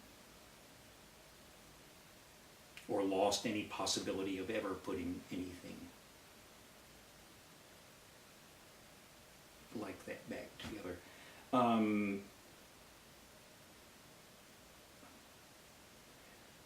Ramon, I think more than anyone else I know, once he was relatively established in his profession, did only what he wanted, only when he wanted to.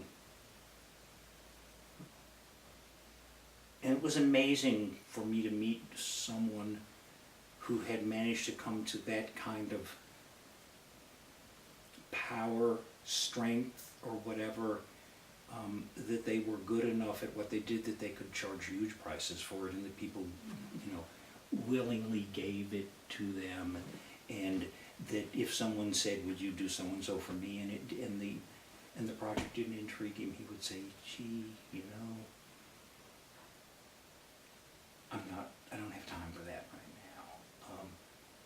To get to that point in one's life is, I don't know that I've ever seen anyone else who has done that.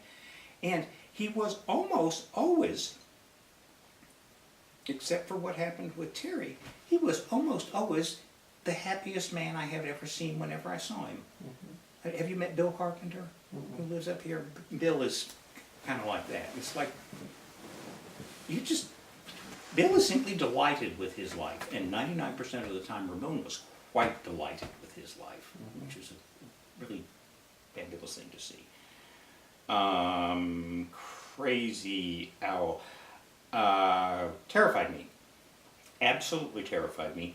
One of the really amazing gifts that Crazy Owl... So, do I need to describe him? No. Okay. Well, you can do what you All right, need so, to. I mean... You need to evoke this person. For people who never met him. Someone with a PhD in something who simply said and became Mish's Sister Missionary Position's lover for a while. I never could understand what that was about. They traveled around the country together in a bus for a long time, promoting Mish's glorious fairydom, Sister of Perpetual Indulgence stuff, and Crazy Owl being kind of the stern, this is what you must do to be healed. He became a wise old doctor, and he presented himself as crazy. He inhabited his craziness. He was tall and skinny and had droopy skin long before he should have, and long kind of stringy hair. For a while he lived in A shed. a shed in down near somewhere in southeast Decatur, Atlanta, Right. somewhere on a piece of Flat Shoals land. Road. Terrifying place for me. I really was quite frightened of him. I met him at Running Water. I met him long before DSV. I had one of the most healing moments I've ever had in my life when, I don't know whether it was when we did the Tantra up there or, I think it was at a later organized body electric thing, when he and I wound up being partners in trading erotic joy with each other. And we did. I was able to give it to him and he was able to give it to me. And when that happened, I had this thought, my God, we need to get all the world leaders in here and play some music and rub some oil on them and let them pleasure each other. Because if I could get past that, I've had that experience with 3 different people due to the body electric. Like people who if I see on the street, I cross to the other side of the street. And it was like, okay, so God gives me this as an experiment. It did not mean that we became any better friends or closer afterwards. It was just in that moment, this experience with this person to me who was so other than I, and who was beloved. I used to wonder if I was crazy because he was beloved of many. Many people really revered him. And I was like, oh, God, look at this. Now we have Rocco. The calmest, most centered, sexiest, sweet and generous man. I mean, maybe if I went through 9 million names, wow. Everyone fell in love with Rocco. Everyone. You could not fall in love with Rocco. He pretty much gave his life over to service.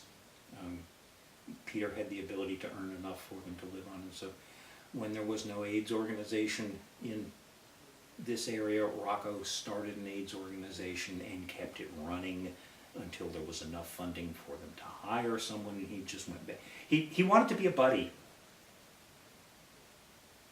What AIDS organizations had, to be with someone who was dying, who had someone who wasn't, to help them. But there was no structure for it. There was no one to hand buddydoms out. So he said, well, guess what? The folks need buddies. I'll found this organization so that this organization can then make buddies. And he got the organization up and running, got some funding, hired a good executive director or nabob or whatever it was, and then simply disappeared into the woodwork and was buddies with folks forever and ever. Incredible massage therapist. Intuitive hands, deep voice, deep, kind eyes that twinkled. Cassandra, scared me to death for the first 2 or 3 years that I knew her.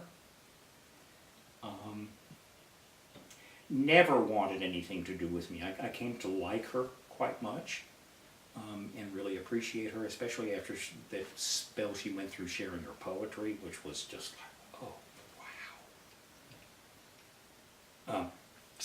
To describe that, Cassandra, great, big, hulking man who gave, his name is Art Polanski, gave himself the name Cassandra. In other words, sayer of doom. He suffered from deep, deep, deep depression and God knows what else. An incredibly dark person.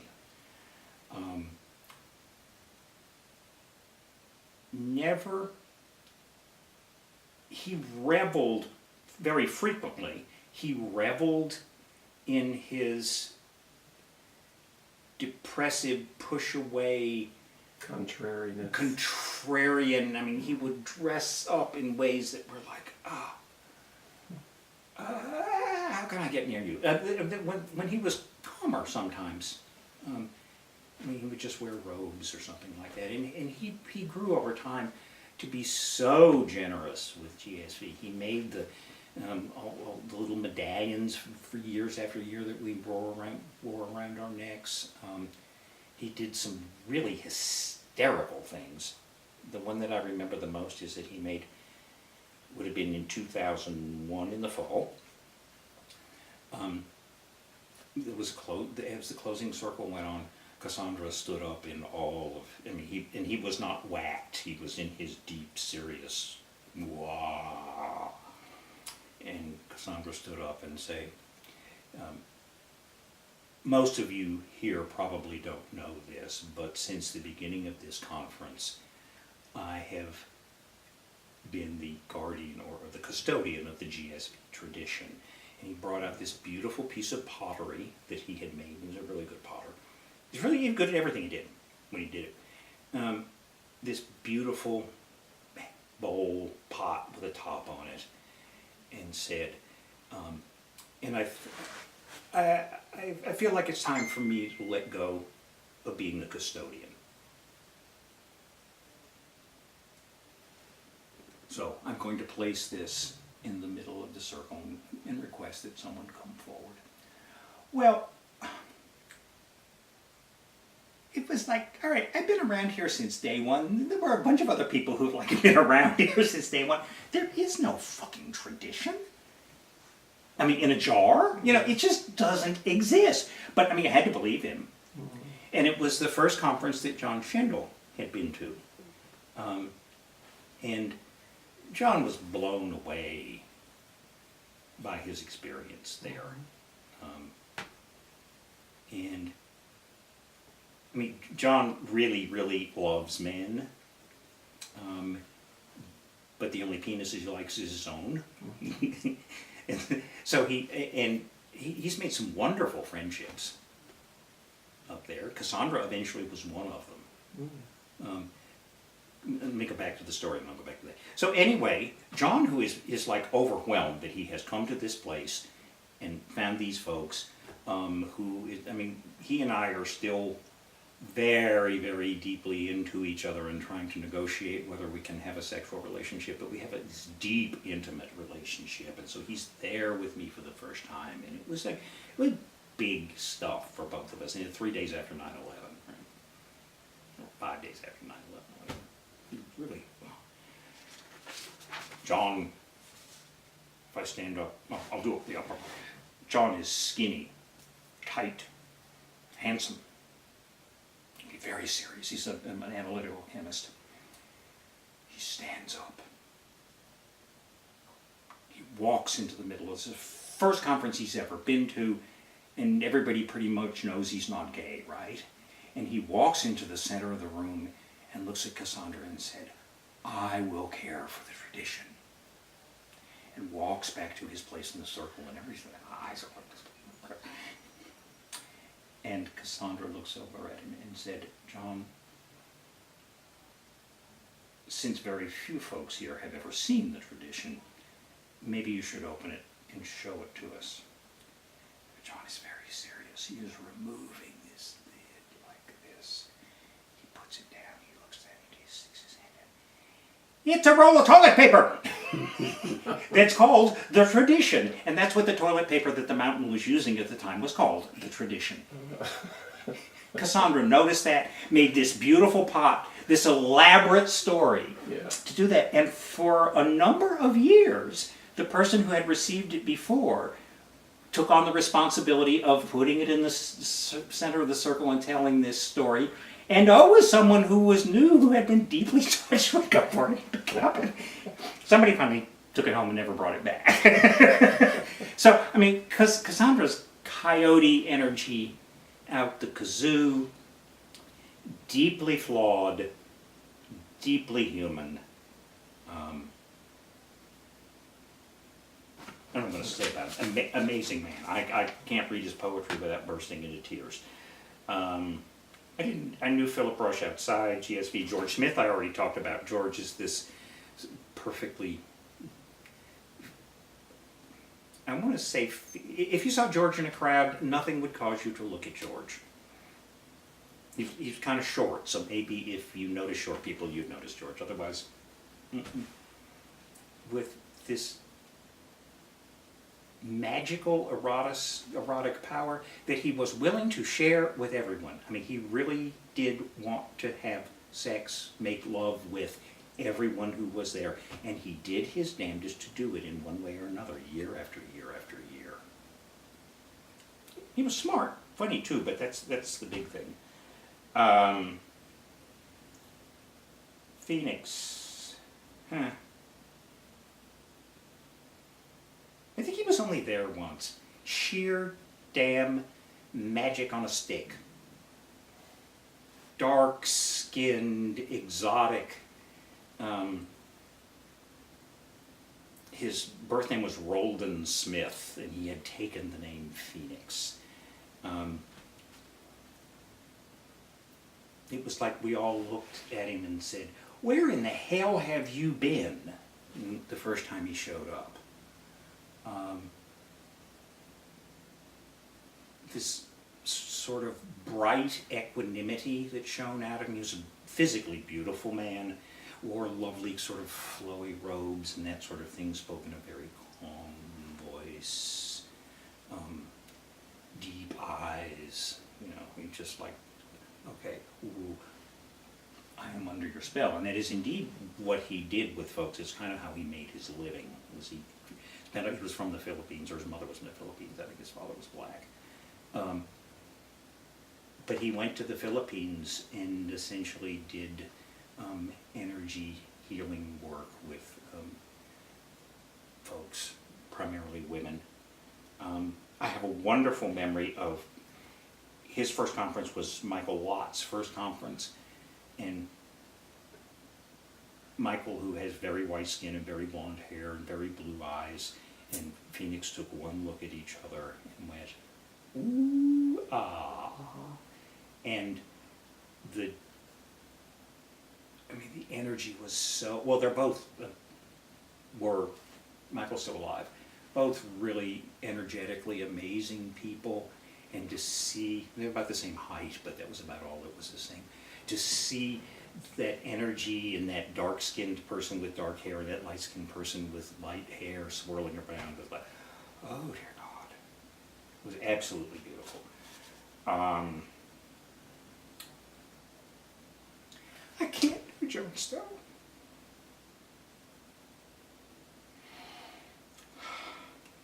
John Stowe was a tall, skinny, beautiful man who could put on women's clothes and become a tall, skinny, beautiful woman.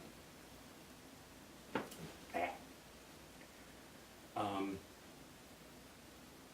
When I first went into therapy with Franklin Abbott, Franklin saw me for about 3 months and said, Gary, you are so far out of your body, I cannot work with you. Here's a card of a man who does massage. Go see him, work with him for 6 months and come back. And I did. And what John,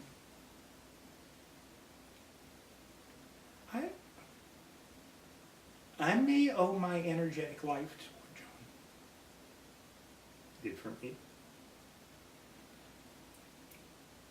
Always in a good humor. Always full of energy. Loved to do everything. He cooked, he gardened, he planted all the crepe myrtle trees along the east line of MARTA on DeKalb Avenue.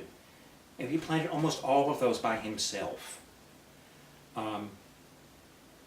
He, like I said, they lived down the street, and I would be sitting on my porch reading or something like Laugh, and John would shout up, "Get your fat ass down here, Gary, let's have some wine." You know, and it was, one of the reasons I moved to Lansdowne was because John and Monty were there. John would never let us sit still at GSV for more than 45 minutes. Or if he sensed any twitchiness in the room, it was get the hell out of your chairs, move around. He'd turn on some kind of dance music and just, I mean, he could dance. And it was always some kind of like Little Richard singing I Feel Pretty. It was his favorite. Yeah. What else? King. Well, there's another one. Who? King. Mm-hmm.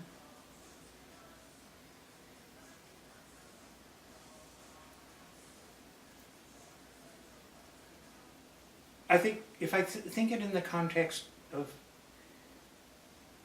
with King and so small, relatively small, slender-bodied, bald man, beard, really twinkly eyes, incredible artist in all kinds of mediums, and we knew him best for his mandalas, but he did lots of other things. He did a thing for the Olympics. It was a train set about, did you see it? Yes. That about normal small town South, and you could look into the windows and all of a sudden you'd see someone beating someone, Or a Klan outfit. yeah, or something. Klan outfit, stringing. I mean, and this thing is just moving around like, oh wow. King was very powerful. Raven met him. Raven was an artist. They met each other somewhere. Raven said, "You have to come to GSB," and King did, and said, "Okay, this is good."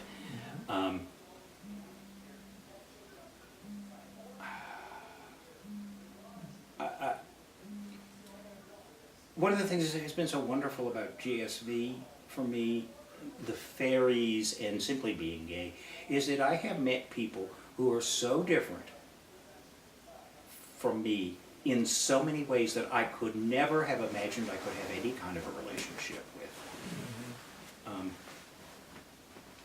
You know, a fabulous artist who likes to entertain. King was swank, especially when he was with Jonathan. They were like very, Jonathan wanted to be swank. They were very swank. King did his damnedest for a long time, and I think significantly succeeded in that he ran GSV from the rear. He was very seductive. He could make a good case for anything in a really genuine and sincere way. So that whoever was doing whatever they were doing at the time, all of those folks were constantly getting feedback from King about how they should be doing them. I shall not name the name, but there is someone still involved with GSV who was so enchanted by that they, to this day, continue to try to run GSV from the rear. Like that. They're not as successful as King was. King was a past master at it. He died right before he was going to be the, what was it called? The presiding elder, is what they were called at that time. He died right before that. He and Jonathan had broken up by the time he was dying, and Jonathan simply went to his bedside and stayed with him.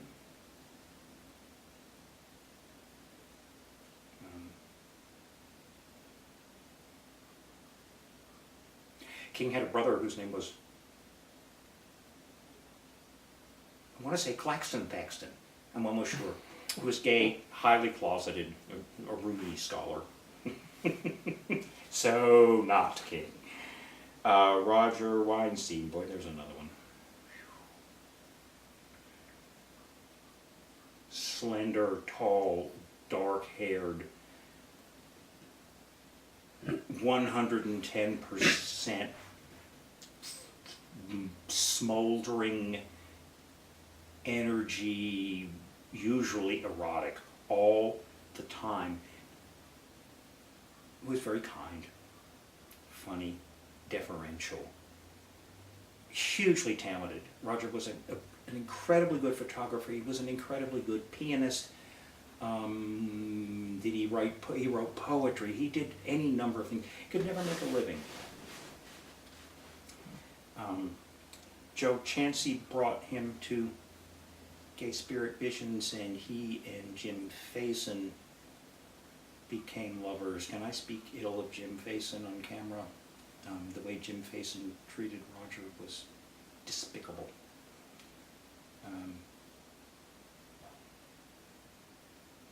He had, in his request for his funeral, he had asked me to speak and read a James Broughton poem, and I did. And I specifically did not read the poem before I went there. It was like, okay, this will be a surprise. So I got up, and I don't remember what it was now, but I looked at the poem and I thought, I can't. And I said it. I said, I will read this poem and I will read it again. I can't say anything about Roger that this poem does not speak. And I read the poem, I'm sure burst into tears, and read it a second time, and stood there and said, I don't have words. And I think Jim actually had organized it. He was furious at me that I didn't go on loquaciously. Oh, John Whidden, dear God. I think I met John Whidden at Running Water. I'm not really clear about that. Was he ever a postman? Do you know that? Did you ever meet him at Running Water? I don't know him, or don't Big. remember him. Big, burly, curly-haired, red-haired, been a tree-climbing, chopping dude. Really good artist, really. He made his living later in his life being an artist.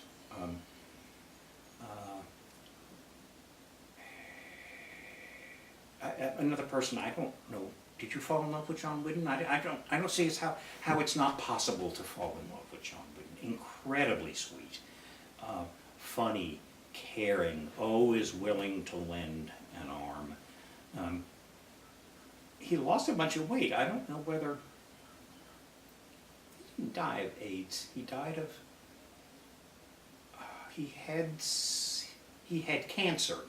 He got cancer, and he was fine, and he picked up an opportunistic infection right after he was let out of the hospital and was dead in 12 hours. So it's like we'd gone through this long thing of praying John and wishing John and holding John out of his cancer. He got well and fell over and died. Just devastating. Did he have a partner? He and Bernard were partners. Okay. At one time, it was not particularly well publicized. Mm-hmm. I want to say that he and Jeff Jacka were partners, but I don't know that. Okay. And there was somebody else who was involved in GSV who was. He didn't live in the countryside, did he? Oh yeah, he lived in Hiawassee. Okay. I think I did know him because he came to GSB Potlucks. Did he not? In Atlanta. No? Maybe. Maybe. Okay. Oh. How many of these people have I fallen in love with now? David Bryan Whitlock, Baptist minister. Bear, Leather Bear. Got a stage heavy for a long, long time. And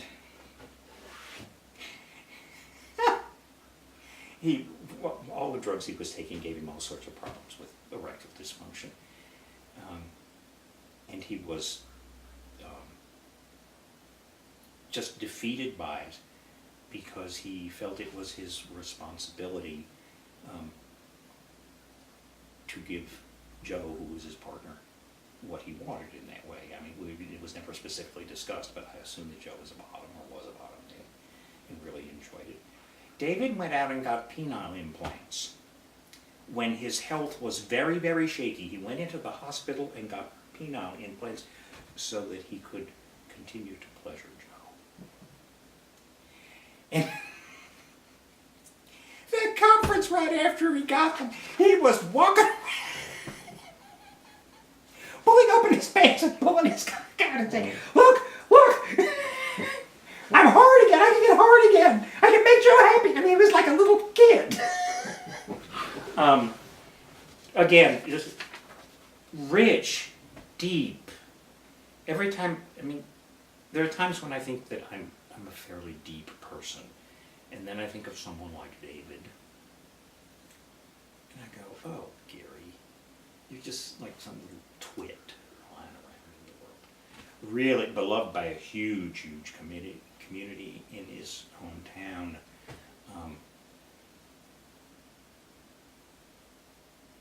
When he was feeling good, very irreverent and very funny. He and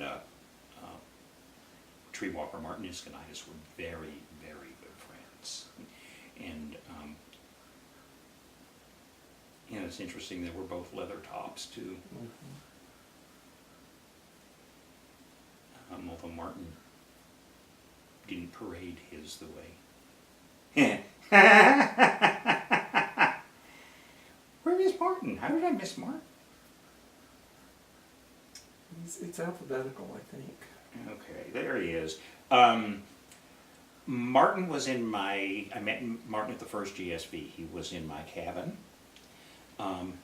And he had, the cabins were all bunk beds. Then there were no private rooms or anything. And there would, maybe it was the second, I don't know.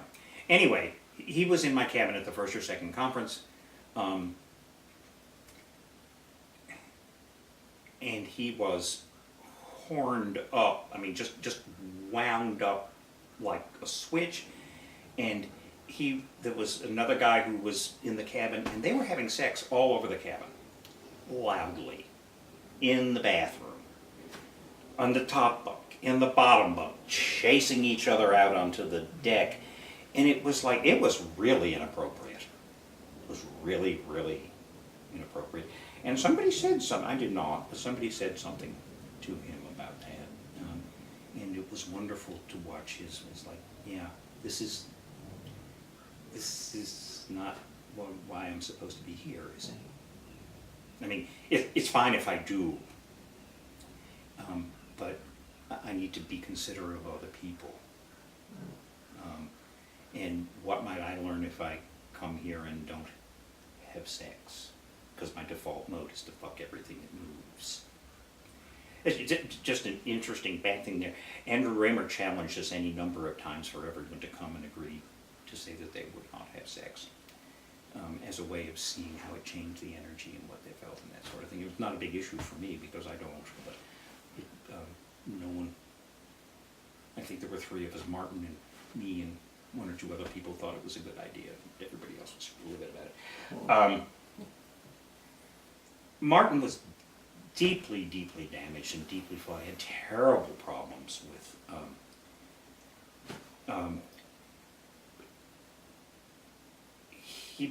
he was relatively thick of body, and as he aged, he became large of body, especially after he was taking HIV drugs. And he had horrible depression and other demons that drove him into alcohol and crack and a whole bunch of stuff. And he would get buried in that and just disappear. and people would get mad at him because he was gone, and then he would somehow put himself back together and come back. And he kept doing that, and doing that, and doing that. And every time he came back, he got a little healthier.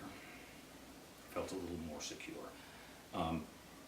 The picture of him that's in one of the last pages of the Visionary, in his white robes. Huh.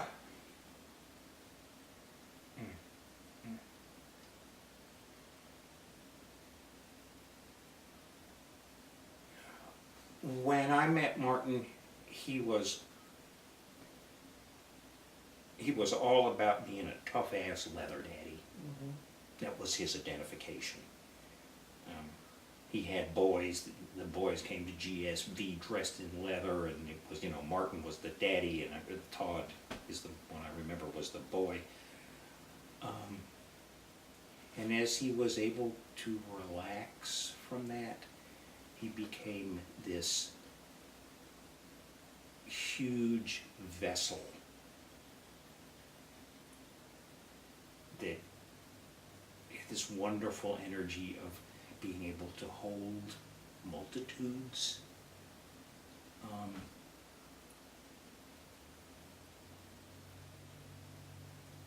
And I will say this, he and John Shandel have a really, really wonderful connection. And John was actually able to be more physically and sexually intimate with Martin than he was with me,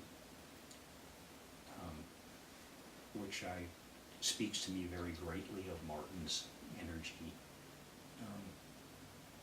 and the nature of their relationship. Just rather amazing.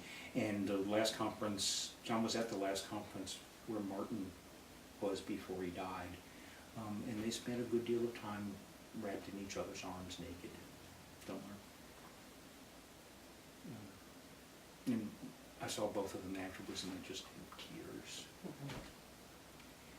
streaming down their faces. Lou Walcott. Lou was a challenge for me. His beloved, whose name I don't remember,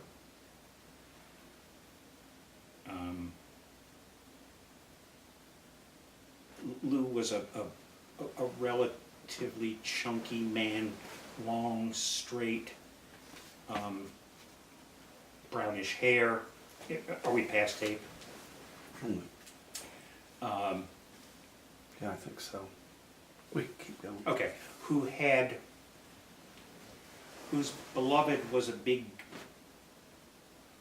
Lou was kind of tight, he had very sad eyes. And his beloved, who is still alive and whose name I can't remember, embarrasses me, was this great big, covered up in dark hair, happy bear boy. And they took such beautiful care of each other. They met at the Cove, which was just a gruesome dive bar in Atlanta, and they were always so proud of the fact that they met at the Cove and were a couple for 30 years. They proved an immense thing about that. They moved to Portland some time ago. Both very sensitive to politics, and the nature of the politics in Atlanta just drove both of them crazy. So they went to Portland where it was easier for them. Oh, God. So Raven has to come last.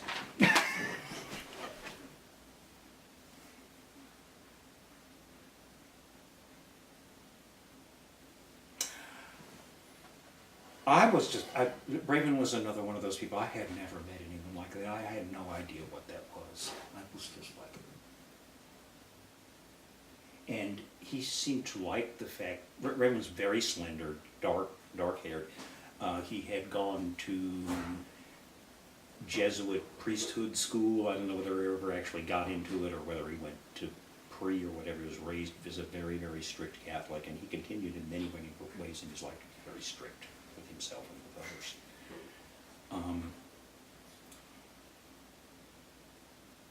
I'm a Scorpio, he was a Scorpio. The first time we looked into each other's eyes, he said, "You're a Scorpio, aren't you?" And I said, "Yeah." He said, "We need to be careful."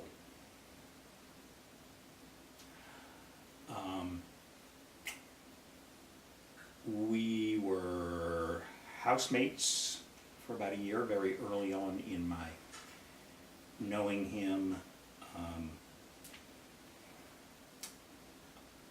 I made some kind of a trade. Raymond didn't drink. I got him to drink once a month a gin and tonic with me. I ate a lot of meat. He got me to quit eating meat. It was a sort of a trade that we made to try to understand each other's worlds a little better. And Raven drunk was a totally different soul. Raven was very masculine. To my knowledge, I have one picture of him that was taken at running water with a woman's top on. Otherwise, I don't think I ever saw Raven in women's clothes. Did you? No. Okay. What was going on, the reason Raven had the top on, he had lipstick on too, was because he was sitting next to Willie Wolf, who was in a skirt that was hiked up to here with his parts hanging out. And, Willie was another one of those people. How could you not fall in love with Willie and want to have sex with him for the rest of your life? You know? And, but Willie was into folks who were a little looser gender identification, and Raven worked his butt off to do that. He put lipstick on and this silky top. He still had on pants. But, I prize the picture. I sometimes I make copies of it and give it to people as gifts in small group or as part of a gift to say, this is the only time, there's no other picture of this man wearing women's clothes. It was a really special thing. Anyway, when Raven would get drunk, or silly, on alcohol, he turned into the biggest Miss Queen thing. We would sit at the dinner table in my house and we were flapping arms like this and talking like, da, da, da, da, da, da, da, da.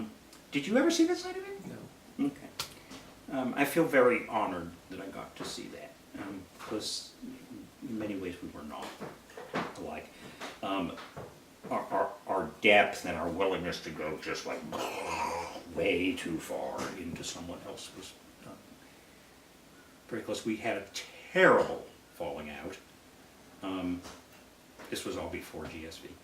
A man named Todd Shaw came to town, who was young and beautiful and silly and sexy as hell. And I think it really was Todd's aim to have sex with everyone he met. It was just, it was going on. I wish I'd known that. You didn't know that? God, I thought he had sex with everybody in the ferries. No. Well, he did with me, which I just assumed he would with everybody else.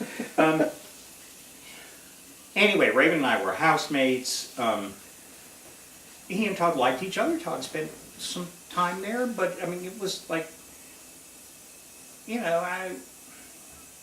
somebody would say, "Oh, I had the best time with Todd last night." It was just, Raven went out of town. Todd didn't have anything to do with that Raven in town. I said I had passes to Della's Diner, which was a funny show, and they always let me in free, and they pour really, really strong drinks. Well, Todd loved to drink. So we went to Della's Diner and got stupid ass drunk. And I was driving, I think he was living on Sterling Street at the time. I was driving him home, or I was driving home, and I said, "Do you want to go to Sterling Street, or do you want to spend the night with me?" He said, "Yeah, I'll spend the night with you." So we went into the house, and we rolled around and kissed each other and ran around the house and chased each other, and we had sex on top of the washing machine. It was the only time I've ever done that in my life. It was all great, good fun. When we woke up in the morning, there was a different Todd there, and he was very serious. He did not want to be touched. He didn't want to touch me. I don't know whether that was the wearing, well, I guess it was the wearing off of the alcohol. And I said, okay, I get it. And then he went and told Raven. And Raven went ballistic on me. Which I understand, but I kept saying, well, you know, it was mutual. He's having sex with lots of people. Come on, Raven, let it go. Raven immediately moved into Sterling Street, didn't talk to me for 18 months, I don't think. And we had to put our relationship back together very, very gingerly, and only after he and Todd were no longer lovers. We were never as close after that, although we were certainly friendly with each other. Brian Helder and Jay Beard and Raven and I played canasta at Jay Beard's house twice a month, while Jay Beard's beloved, whose name I don't remember, was upstairs dying. And Raven, being very serious, was a really good canasta player, and me being totally silly, it's like, I cheated. You know, I cheated all card games. That's why you play card games, is to have fun, right? And whenever I was Raven's, Al Cotton, excuse me, not Brian Heller, Al Cotton. So we had Jay and Gary who were kind of like, and Al and Raven who were very serious. And he would just get livid at me when I would cheat. Of course.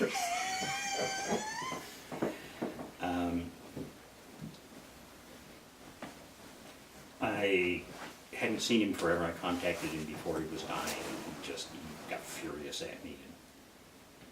Excuse me, before he had his diagnosis, but it was clear that something was really, really wrong. And he screamed at me on the phone. And it was really, really painful.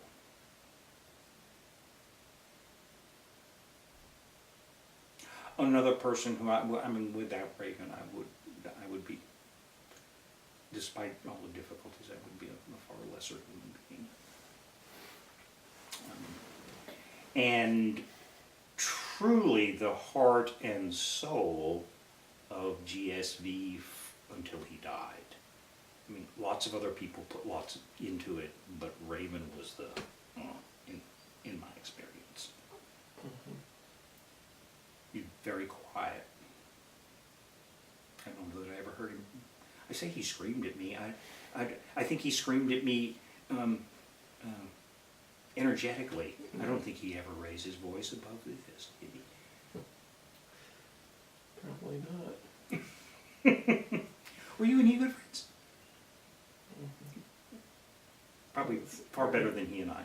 Very generous thing you said about him and you.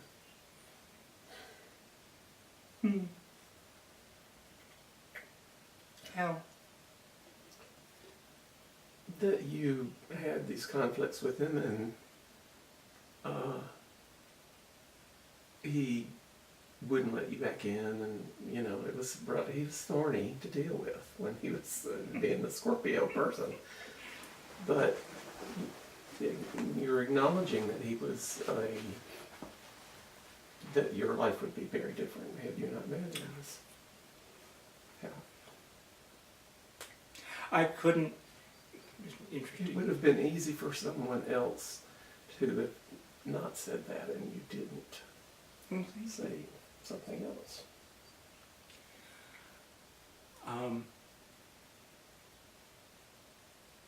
For many years after Raven died and Todd continued to come to GSV, all I could do was look at Todd and grab onto him and hold him as tight as I could and bawl my eyes out. Again, there's a picture of me. I mean, eventually Todd was like, okay, Gary, yeah. You think there's a wonderful picture of me and Todd that I have where, I mean, he has on his little hat and he's bright and smiling and has his arms around me and my face is bright red and I'm like, ah. Yeah. So, I mean, that obviously, I mean, Todd was his own piece of work and still is his own piece of work, but we have a nice, distant friendship now. But that obviously that the energetic part of me invading that space with them. I never cried with Raven about that, but once Raven was dead, I'm not sure what I was crying about. Maybe I was crying for Todd. Maybe I was crying for Raven. Maybe I was crying for all of us. I don't know.